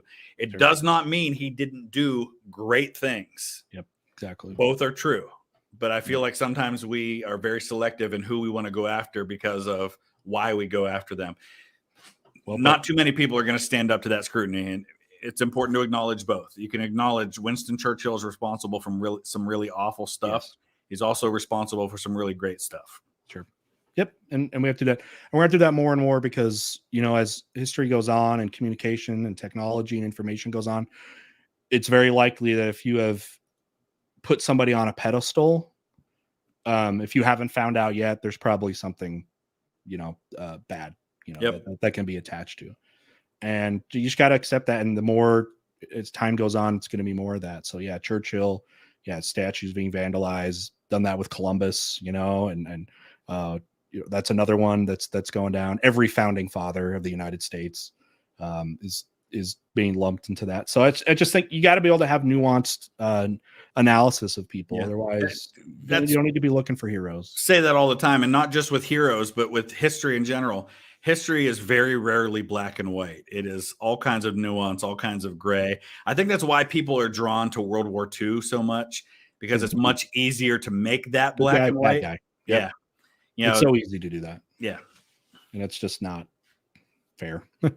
So, all right. Well, anyway, that was, I think, the last. I think somebody added another one. One sneaked one. Okay, one sneaked one in. Let's do it. $5. So is it Nixon? But it's JFK. There's a picture of Kennedy. He lost. Okay, to him. All right. I had an ancestor in the 38th PA in the Civil War. My question is: was there a distinction made between volunteer and regular army besides the name? What do you think? Yeah, I mean, during the war itself, the regular army is a direct federal government unit, whereas the volunteer armies are raised by the states, the volunteer units. But more distinction would be made in terms of especially the higher ranks, like generals. And this was true in a lot of wars, not just the Civil War. You have a regular army rank, and then you have your during the Civil War rank. You know, same thing with World War II was the same way. A lot of those guys who might have been a major general in World War II, when the war was over, they dropped back down to being a captain or something. Patton was a colonel during World War I, dropped back to captain after the war was over. Because when you expand the army many times over, everybody gets bumped way up. When you have a regular army and the volunteer army is no longer a thing, it gets shrunk back down again. Makes sense. Happy Leif Erikson Day. That's today? Is it? Wait, I just looked at it. My first thing said October 9th. I don't know. Just looking at a couple as we're finishing up. I know some of you, sorry if you felt ignored because you didn't super chat to get something discussed by us. But I saw one that was interesting. Where was it? I know somebody said like history is being canceled. I mean, that's a different topic. And being a teacher right now, it's been very interesting to be a teacher right now and how people's views of how history should be taught. It's very complicated. I'll tell you, a lot of history teachers are very nervous right now. They're very nervous about saying something, even if you don't feel controversial at all, because everything you could say as a history teacher could be disputed by somebody. Teachers are afraid of losing their jobs for stuff that even if you were to ask all the parents of your class, like, does this bother you? They'd say no, but like one person can come in and it's very scary right now. Actually, I'll be honest with teachers. They're teachers in social studies and teachers in general. They're leaving the profession because they're so afraid right now of what can be said. It's kind of scary. So anyway, have you run into any issues with complaints about something you've said in a classroom? No, but there's teachers in my department that have that in my department have had it, and I've been kind of lucky. I feel like if you're a teacher that's well liked by your peers, or not by your peers, by your students, you avoid a lot of that. I feel it's the teachers that a lot of the teachers that people just don't like, where they just would love any chance to be able to like get at a teacher. And for the most part, I think history teachers are like the coolest, chillest ones.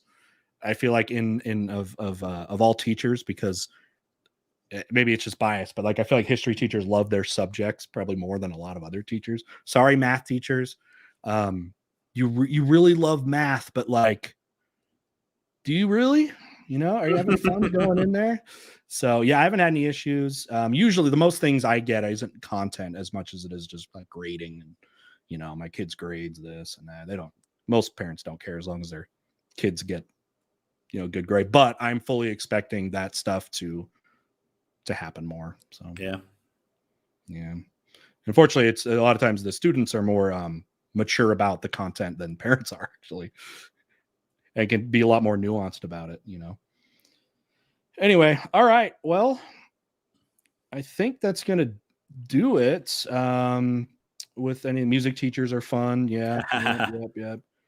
History, yeah. So music teachers, because because nobody's going into music teaching not loving their Yeah, music. true. Like no one's doing that. So I feel that.